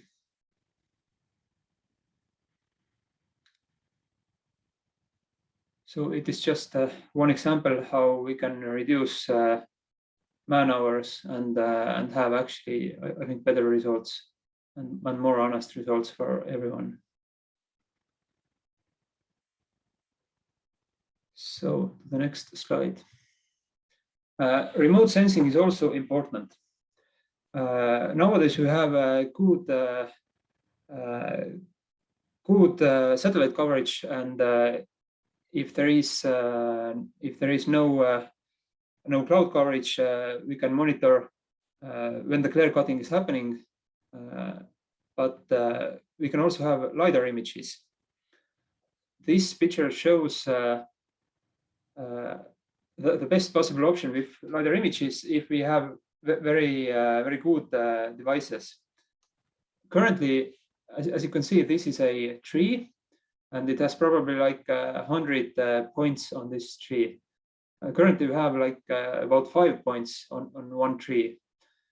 But it's also important to notice that one laser impulse can have many reflections, and with one impulse we can actually have more than 1 point. For example, these green dots are first reflections, the red dots are second reflections, and the blue dots are final reflections.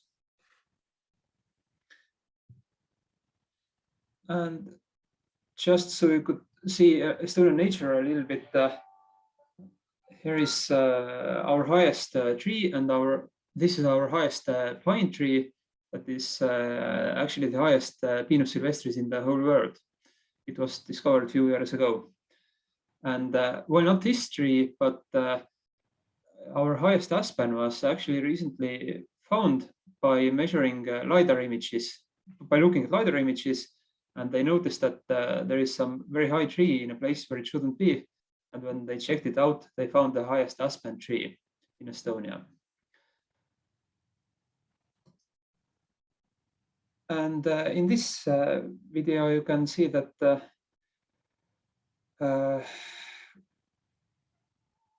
this video is taken in mountainous part of Estonia, where we have our highest mountains.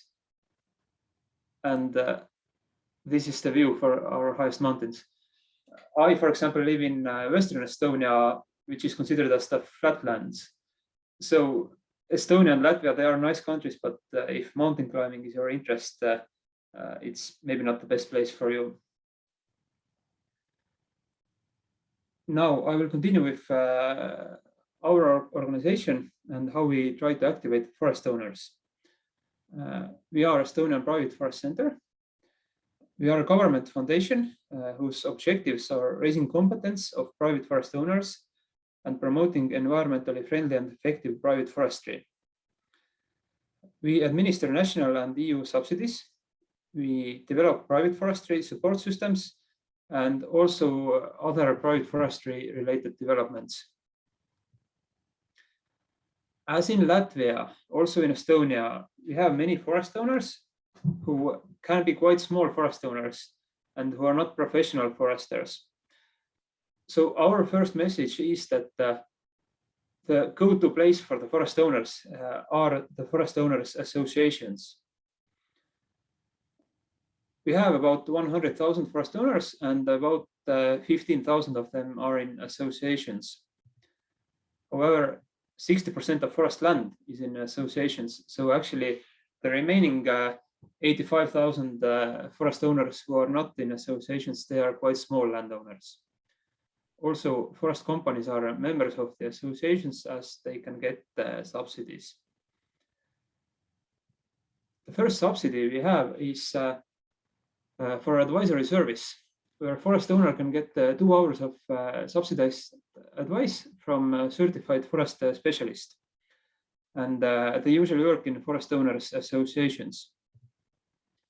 In 2019, this advice was given to 4,200 owners, and about 300,000 euros of taxpayers' money were paid to the advisors for that. And this method is often advertised for forest owners as a way to ask independent and free advice, and it also connects the forest owner with the associations. The next subsidy is for reforestation.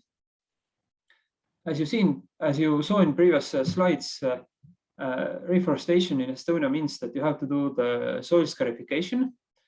Here are these lines where you can see the soil.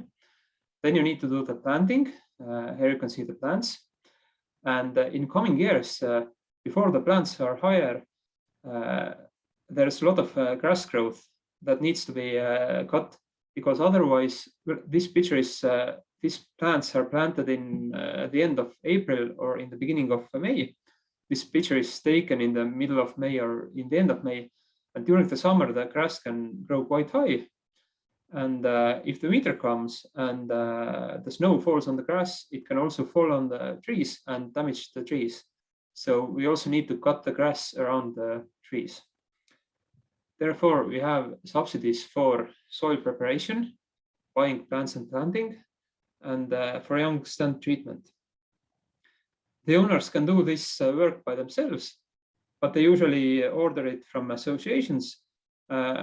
Mainly, maybe planting is done by people, by some people do planting by themselves. And of course, the plants need to have certification to grow, to be used in Estonia. This subsidy covers about 50% of the cost of the work. And owners can get the subsidy for about 2 hectares per every year.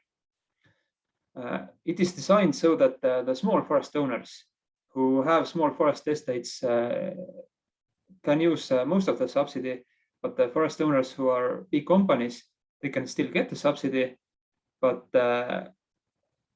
they don't, as they would do this work anyways, there's no need to pay for hundreds of hectares the subsidy. Why this subsidy is important? Well, we don't need to plant all the forests in Estonia that are harvested, but most of them should be planted. And in the year 2000, only about 1,000 hectares were planted every year in private forests, which is too low number. In about 2010, this subsidy was made, and we are now reaching levels where it is used about on 8,000 to 9,000, or where about 8,000 to 9,000 hectares are planted every year, partially thanks to the subsidy, but also people are more, they have more information about forestry, and associations are helping them to make this decision to do this work. And in 2019, this subsidy was 1.3 million euros. It was used on more than 7,000 hectares. And as I said, we don't have to plant all the forests in Estonia, but in most cases, we would have new forests growing anyways, but this planting allows to have a better forest in the future. So in my opinion, having this subsidy is a good investment for the state, as in the future we have better forests. And the next picture shows why we don't need to replant all areas. Over here, the forest owner actually has made some spruce planting. There are some young spruce plants, but actually some older spruce plants have started to grow by themselves. There is also some birch growing, and aspen growing, and also some pine is also growing naturally.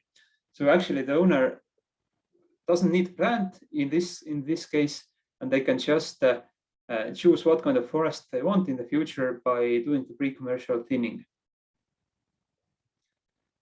The next subsidy is for forest inventory. Forest inventory is important for harvesting, for clear cuttings, for thinnings. And in most cases, you can't do clear cutting or thinning without having forest inventory data. It shows how old the forest is, what kind of species are growing in this compartment, and all kind of this data. It costs about 15 to 20 euros per hectare. And the subsidy for doing that is 10 euros per hectare. And in 2020, the subsidy was 150,000 euros that could be used for 15,000 hectares. Every owner who asked for the subsidy got it up to 19.7 hectares. And if you had 100 hectares or 200 hectares, then you still got the subsidy for 20 hectares, and you had to pay full for the remaining part. In the past, this subsidy has been higher, but as we don't have infinite amount of money, and the biggest forest companies, they would do this forest inventory anyways, it has been decided that we mainly should support the smallest forest owners. Now, I would like to show you nice pictures about Estonia, but we have subsidies for a reason. When we were listening to the presentations from Catalonia, I think they said that they have annual precipitation about 800 millimeters per year of rain. We actually have similar numbers, but as we are about 2,000 kilometers north, we have much less sunshine. So we can't hope water to evaporate from our forests, but we have to guide the water out of the forest. Quite often the forest ditches are not working, or there are no ditches. And here you can see what can happen if the forest ditch, it is full of water, but the water is not flowing there. The forest road is completely damaged by forwarder. And that is the reason why we have these subsidies. In 2019, 120 kilometers of ditches were renovated, and slightly more than 200,000 euros were used for that. And it covered about 30 to 50% of the renovation cost. As Indrek showed you on Tuesday, some of the forest owners are quite small owners, and there are many land units next to each other. And often some landowners are not interested in maintaining the system.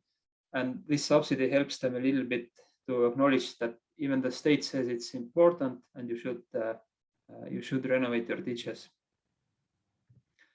We also have a subsidy for silvicultural work. It is coming from European funds. It is used mostly for thinning young stands that are under 30 years old. However, it could be also used for forest fire prevention, restoring damaged forest areas, and buying repellents for animals and other disease control methods. However, mostly it is used for these young stands that have never been managed. And this subsidy allows the forest owner to get some money back when they do some thinning in this kind of forest. If you do thinning in this forest, you still get no profit. The trees are too small. In 2019, the subsidy was 1.3 million euros. Thinning was done on more than 8,000 hectares. And the subsidy for this work is 159 euros per hectare. Now moving on to next subsidy that is meant for forest owners associations. We have about 30 associations, and in 2019, 19 of those associations got the subsidy. That was 350,000 euros. They have to meet some criteria to get it. For example, they need to have a minimum number of members or some amount of forest work done. And these associations did about 11,000 hectares altogether soil preparation, planting and sowing and pre-commercial thinning in 2019. Of course, they did clear cutting and other work also. This work covered 2.3% of the association's members' land in 2019. So, as you can see, they are relatively actively managed areas. Associations also get subsidy for making some training days for the members and also for school children. And these associations sold more than 400,000 cubic meters of timber in 2019. Here is an example of actually different associations that have different legal bodies, but they have taken up the same visual identity, the same brand, and they are, example, buying seedlings and selling timber together. And they have covering some parts of Estonia. And here is another association that is one legal body but has different branches in Estonia. So there are different options how the associations have evolved. There is also a very small subsidy for forest heritage. It's actually not too popular at the moment. We're trying to improve it. But here you can see a picture of area that was ash field of a power station, and nothing was growing there. And I think in the 60s or 70s, some trees were planted there, but these trees are not growing very well. And this subsidy allows people to perhaps put up signs about these areas in history or something like this. There is also a Natura 2000 compensation that is meant for private owners for nature protection, but this will be discussed in a separate presentation in the coming days. So all the subsidies are meant for private owners, but they are designed so that the highest effect is for small owners, as there is no need to waste the taxpayers' money on big companies that actually do the work anyways. The subsidies should do this work that is not done otherwise. there are also some other methods in Estonia that forest owners can use. For example, if you get profits from harvesting, you can deduct it from your income, or you don't have to pay the income tax for 5,000 euros per year. And if you have profit for, let's say, 20,000 euros, you can divide it between 4 years. Every year, 5,000 euros can be tax-free. So you don't have to pay for the income that is basically lower than 20,000 euros that came from the forest.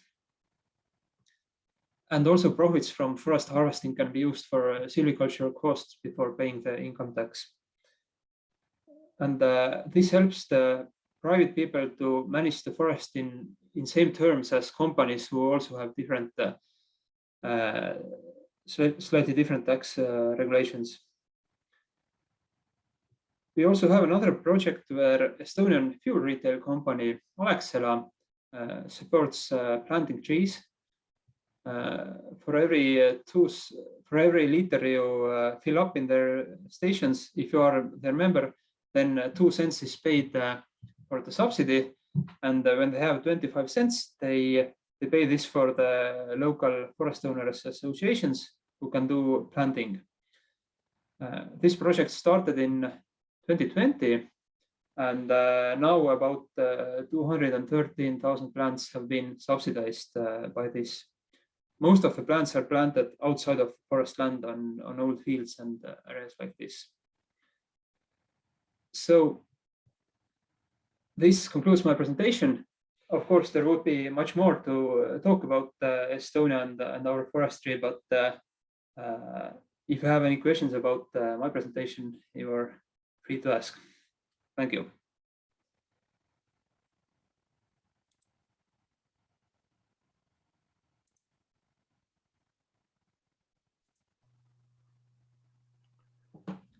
Allar, you showed a very impressive this increase of regeneration by planting thanks to this financial support in private forests.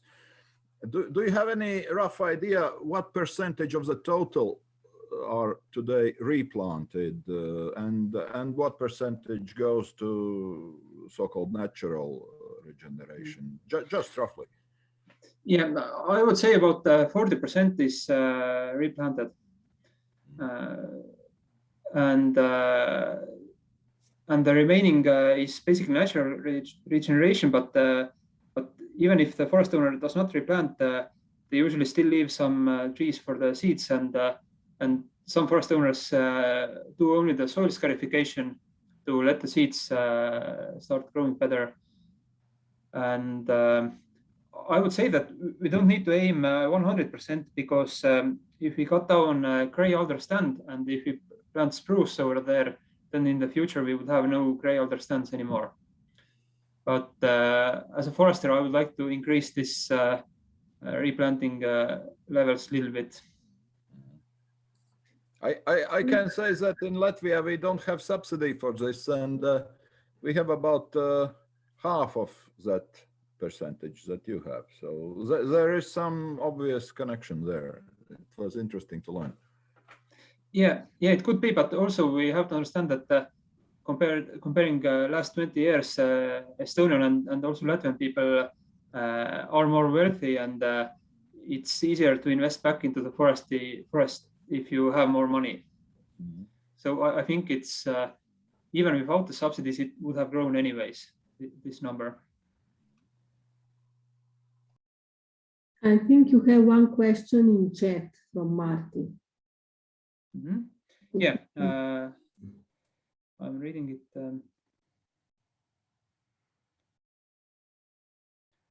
Okay, the average cost for doing all the regeneration work is about 1,000 euros per hectare, maybe slightly more, maybe slightly less. The impact on the final revenues for the owner. I'm sorry, I can't remember any exact data, but it could mean it could mean the difference between what tree species are growing there. If you have a spruce forest or if you have a gray alder forest, if you don't do the replanting, you could have gray alder, aspen, birch. Also, if you don't do the replanting, you often don't do pre-commercial thinning. That is also important for having a good forest in the future. So let's say you have a forest that has not been managed. It's a low quality forest. And if you just do the clear cutting there, maybe you will get, I don't know, 2,000 euros per 1 hectare, maybe 3,000 euros per 1 hectare. But if you have a spruce or pine stand that has been planted and managed correctly, you can have 10,000 euros per hectare as income. So the differences can be in, let's say, 5 times.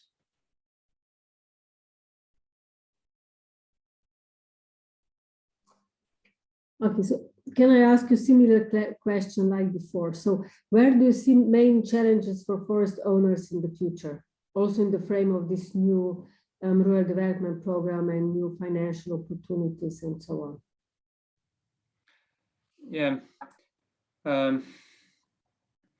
Of course, we have previously covered here, the previous presenters have covered this nature protection area problems and issues with that. It can be a problem if, I don't know if LULUCF says that we can't harvest so much. It can mean some problems. It might cause reasons where 1 year the harvesting level is very low, then we have very low replanting level next year, and having these fluctuations that won't allow stability in the forestry, and these fluctuations can bring many problems in the coming years. The forests are growing actually well in Estonia. We might have some problems with climate change. We're not sure how big these problems are going to be in the future. But I would say that Estonian forests are mostly in good hands, and they are well managed, and we have room for improvement. We just we don't when we study forestry in universities, we don't study public relations, but maybe we should study that also to inform people more. Okay, thank you. Thomas has one question. Yeah, Yes. Alar, thanks. Interesting. You did a nice expose of Estonian forestry. A few things from Sweden that kind of caught my attention. First, it seems that one picture you had of all those straight roads and all those compartments, is that from the Soviet era, or when did you establish that kind of a geometric pattern? Yes. Mm-hmm. Yeah, I will even can show it again. Actually, as I said in my presentation, the building of or the forest management began in the 18th century. Some of the first forest roads were made back then, and during the Soviet times, but even before Soviet times, some forest areas were made into these square formats. It was mostly done in Soviet times, but even nowadays, our state forest agencies is doing this in some areas that have not been done yet. Right. But yeah, it began in the 18th century, and most of it was in the Soviet times. Interesting. And then the other thing that struck me was this subsidies for ditches. I think the science is clear, at least here in Sweden, that ditching is a major problem for emissions, carbon emissions. And in Sweden, we've been, I think in the last 5 years at least, giving subsidies for plugging ditches. So in Swedish forestry, ditch maintenance is pretty much a no-no, or at least out of a carbon point of view. Has this research reached Estonia, or what's the deal there? You're subsidizing even these ditches. Yeah, we are actually also, there are some projects that are subsidizing for plugging in the ditches. Yes, as you said, we are making some, we had some swamps during the Soviet times that were dried up, but nowadays we are destroying the irrigation systems so that these swamps could grow back. There are some problems with making new ditches. I don't know exactly, but in some cases I think they are not allowed. But actually, this subsidy is mostly for renovating ditches, and usually there are some ditches in the forest that were done during the last 100 years that you can still find, and you can renovate this ditch into a bigger ditch. But yeah, the problem with CO2 emissions and this is also a topic here. Okay, thanks.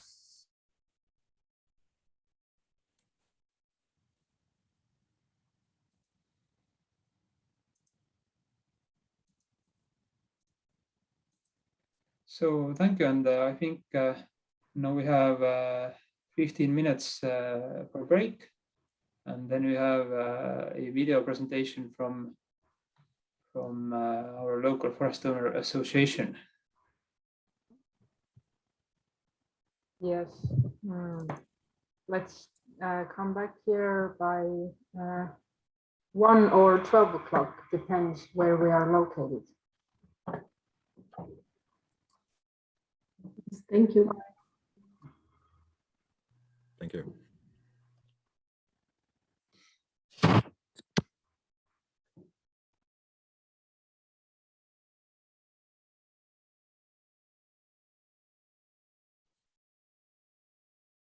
Hello again. Are we ready to continue? So as Aller mentioned, that now in this presentation we are going to present one video that we filmed for this virtual study tour, and it's about one forest association in Estonia, in Western Estonia, and the video is about we're talking about the services that are provided to a forest owner. I will try to share a screen. The video is 27 minutes long. Okay, I will put it on. So today you are in the office of Private Forest Owners Association. I will talk about a little bit about the history of this association. The initiative to create this kind of cooperation came from our Swedish members, now members, that had a lot of forest land in Läänemaa, in the western part of Estonia here. And in Sweden and also in Finland, they have those big private forest owners associations that provide different services for small forest owners. And in Estonia, 10 years ago, 15 years ago, we didn't have that. So we needed to fill in those empty slots to help small forest owners to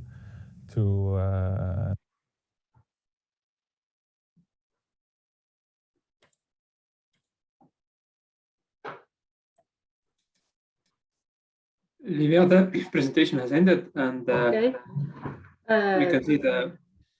Yes, just a moment, please. I will put it back on.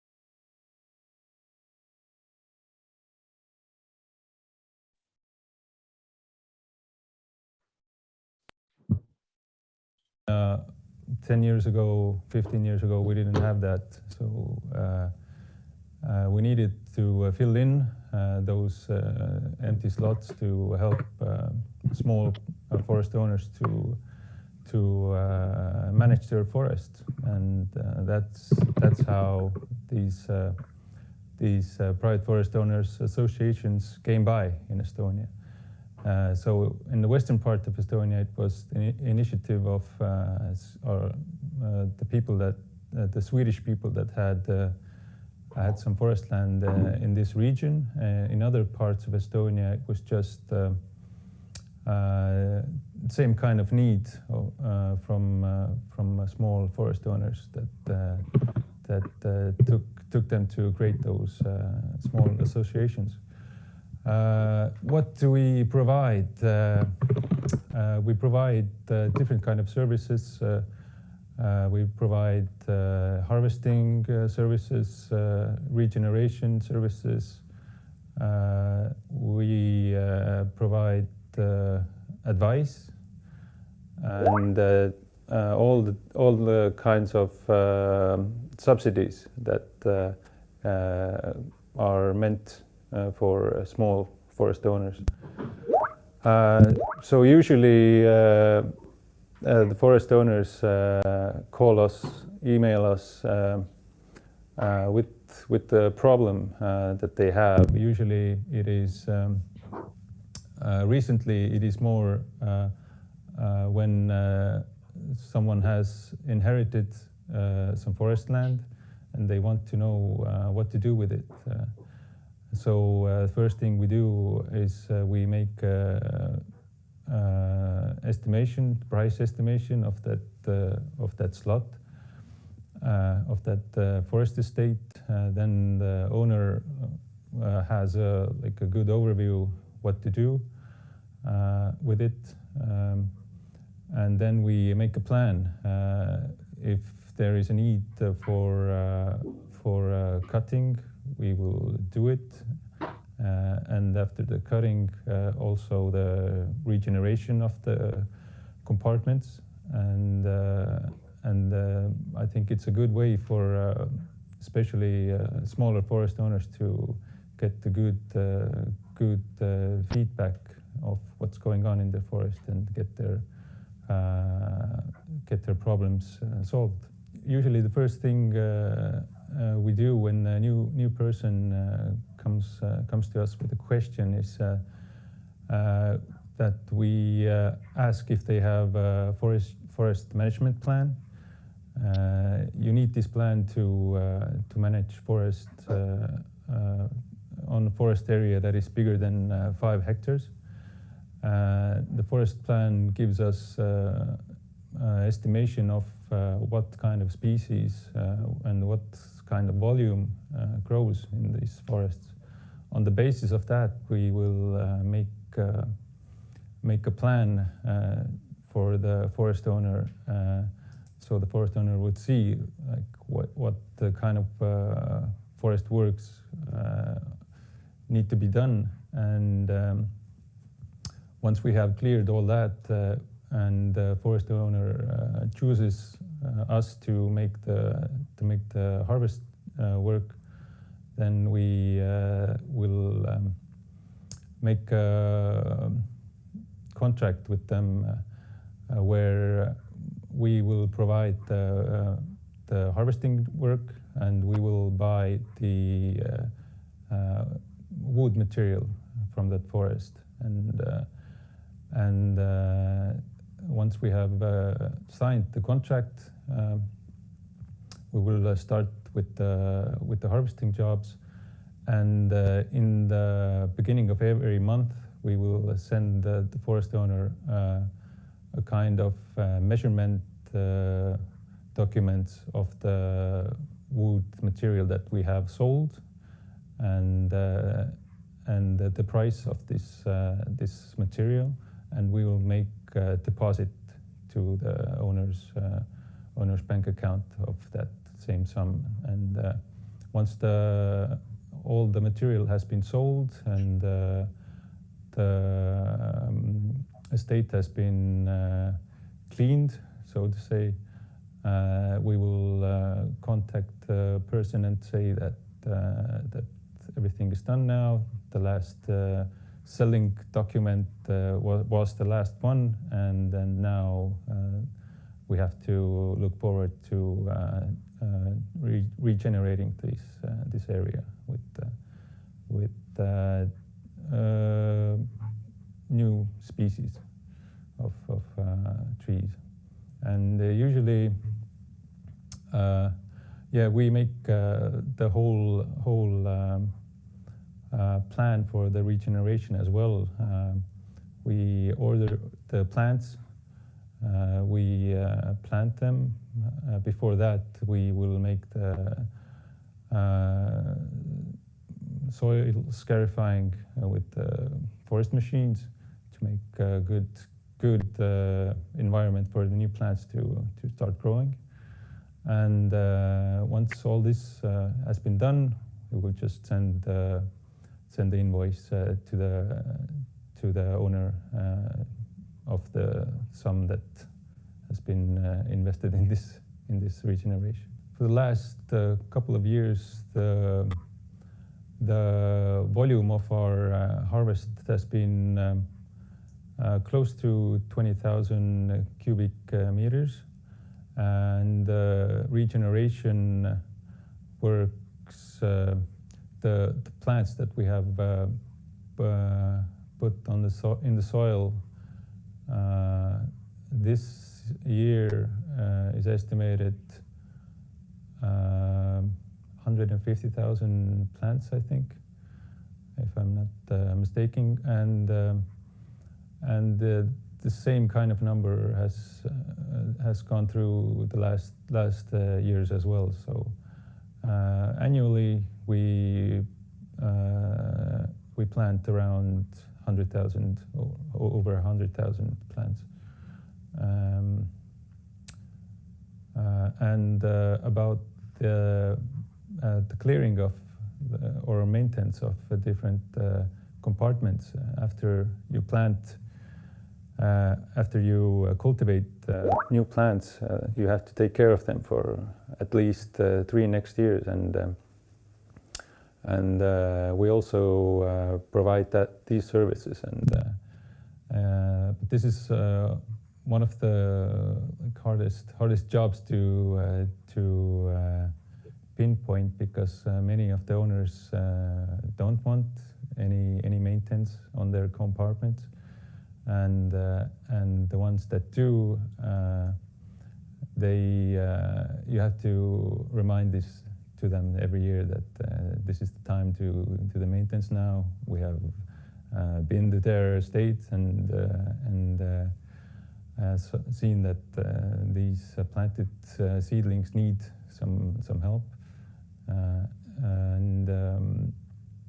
and it takes a lot of job to just go through all the planted estates every year. But yeah, this is the part of our job that needs to be improved. And right now I see a good opportunity to do this by drones,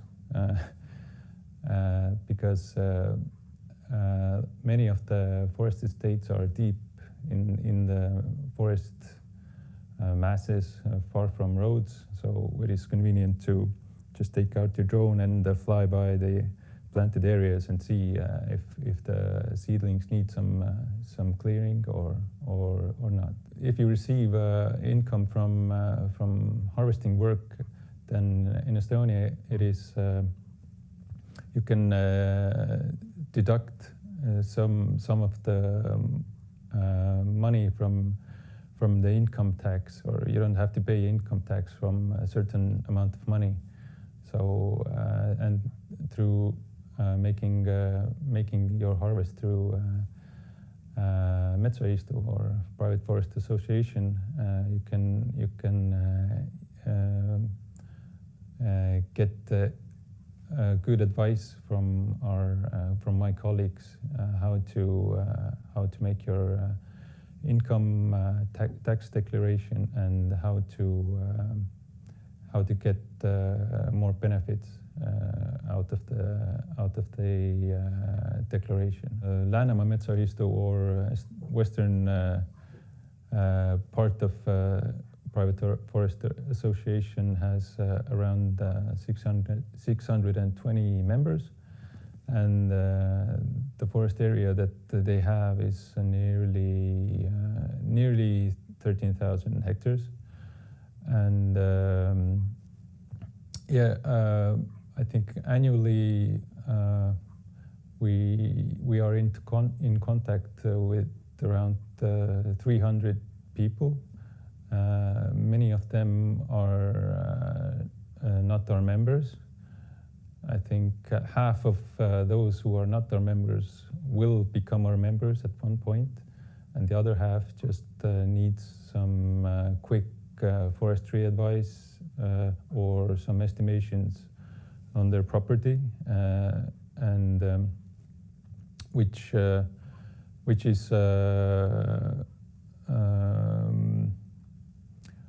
which we do for money. So, like, if you're not a member and you need a bigger estimation, then we do it by hourly rate, these kind of estimations. But I would say the people that we contact every year, many of them are the ones that have just freshly inherited a new property, and they just they want to know what options they have with their forest. So I will try to give them all the different opportunities. Is it that we will manage their forests, or they can, if they have the interest to sell the harvest rights to somebody else, we offer auction. And if they need to or want to sell their estate as a whole, then we also get them to look at the right direction, and usually offer the auction option as well. Right now in this office, there's 4 of us. I am dealing with advising the people, making bigger forest plans, making contracts for our services. Then we have the office manager who deals with different subsidies, who deals with all the tax related questions, and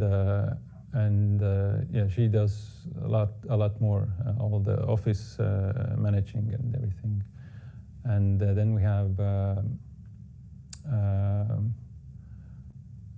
forest specialist who does all the work on the field. If we plan any harvest, then he's the one who marks the areas in the forest, who will call the companies that actually do the harvesting work or do the transportation for us, and he operates this equipment in the forest. And then we have our manager, so to say, who deals with the bigger picture questions, and managing us and managing all the works from bigger picture view. Compared to the rest of the forests of rest of Estonia, I think the western side forests here are not so high quality, as if you can say that. The dimensions of the forests are quite low because of the soil properties we have here. There are a lot of energy wood. There are a lot of gray elder forests. There are a lot of aspen forests, and so compared to the rest of Estonia, we have a lot more energy wood harvesting than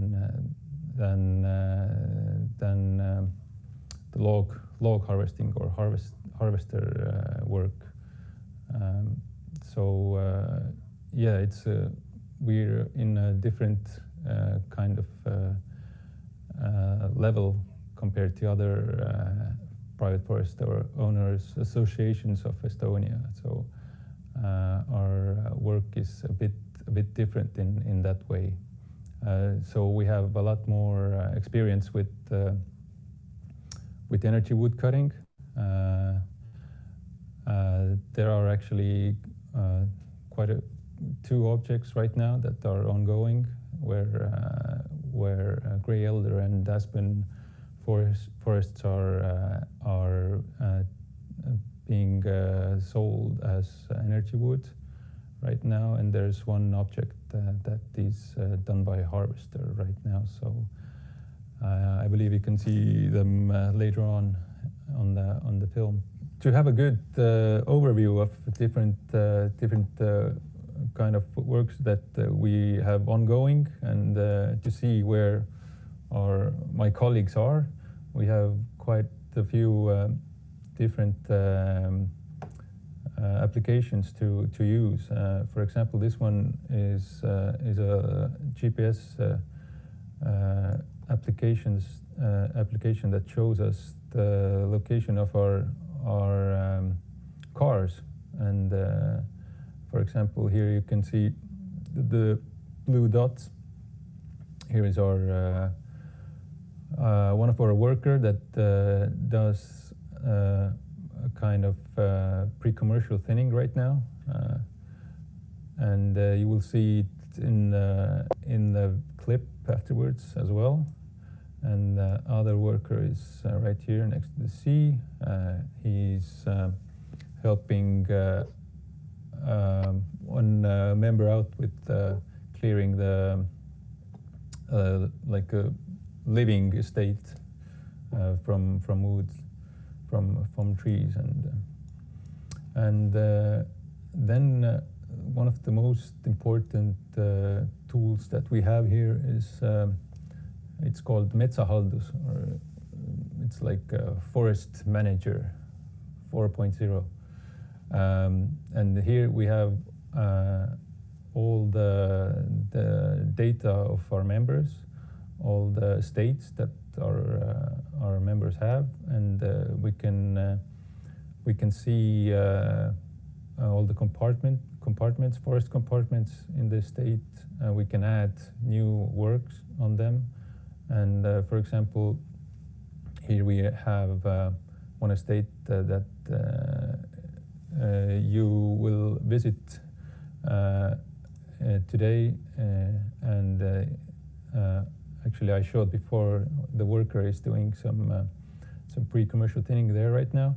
So if I need to see what has been done on this estate before, then I would just click on it and see the history of the work. So here are the different kind of works. I'll sort out the jobs that have been done already. So here we can see that the harvest was done in 2015, and in 2016 2,000 spruces per hectare were planted. And we can also see that in 2017 more spruces were added because some of them died during a hot summer. And right now the spruces there are about knee high, and a lot of natural generation grows over them. So the owner of the estate actually contacted us and told us that there is a bit too much natural generation on this estate. We need to do something about it. And yeah, we sorted out the pre-commercial thinning for them. And after that, they also want some more spruces to be added on this estate. So in the beginning here are all the things that have been done already on this estate, and in the end here are all the things that are being done right now. So I can show you the map as well. I went on the make like circles in the state where there were less spruces growing than on the rest of the estate. So I marked them down on the map, and I like downloaded this GPS tracks onto the map here, and then I can just I can make planting work on these kind of spots here, and divide all the spruces that we order between those five lighter areas here. But yes, the forest management application is the most important tool we have right now. If we get a new member, first thing we do is we add their documents and their contact information into the system, and then we download their estate information, or some of the estate information from the environmental board website. And if they make a new forest management plan, then we can also get this special file that we can import into this application, and then we have all of their forest data in our system, and we can make different kind of reports here about those estates and compartments. And for me especially, the most useful tool in here is probably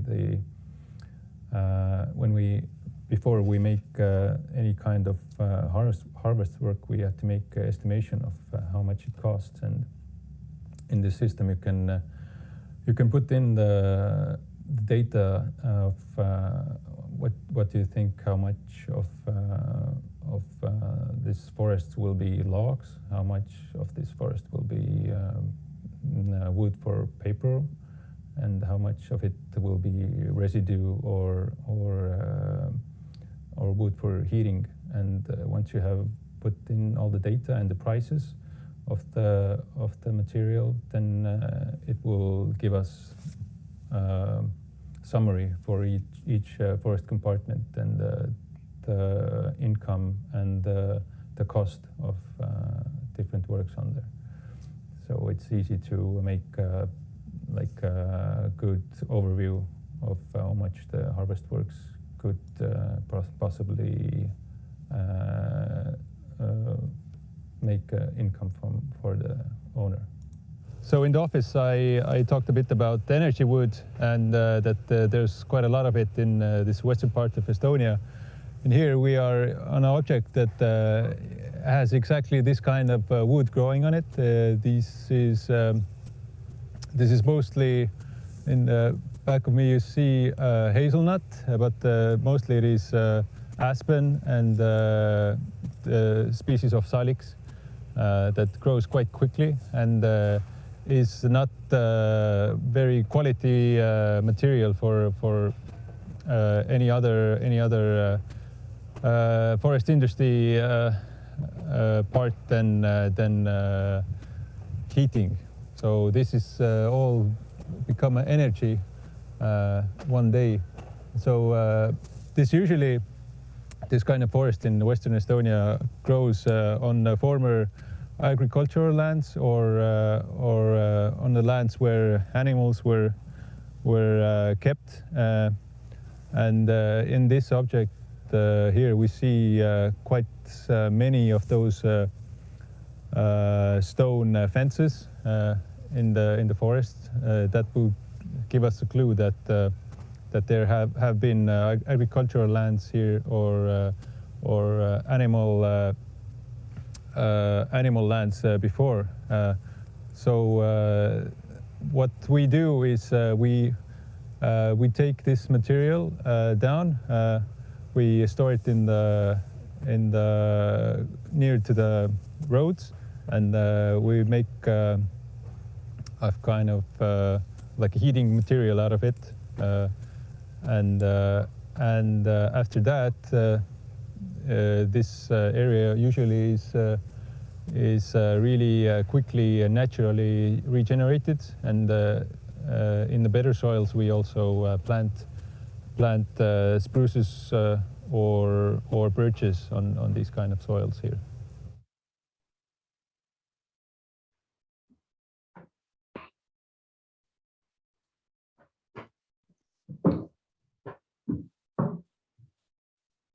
So this marks the end of this video.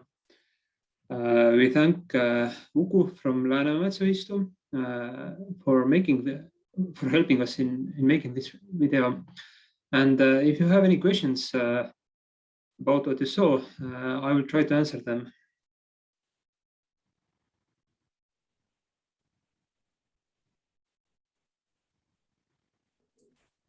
This is not a question, just a comment that it's nice to see forests a little bit, not only presentations to the computer. So it's a nice refreshment. Thank you. Thank you. We have a few more minutes of forest views coming in next days also.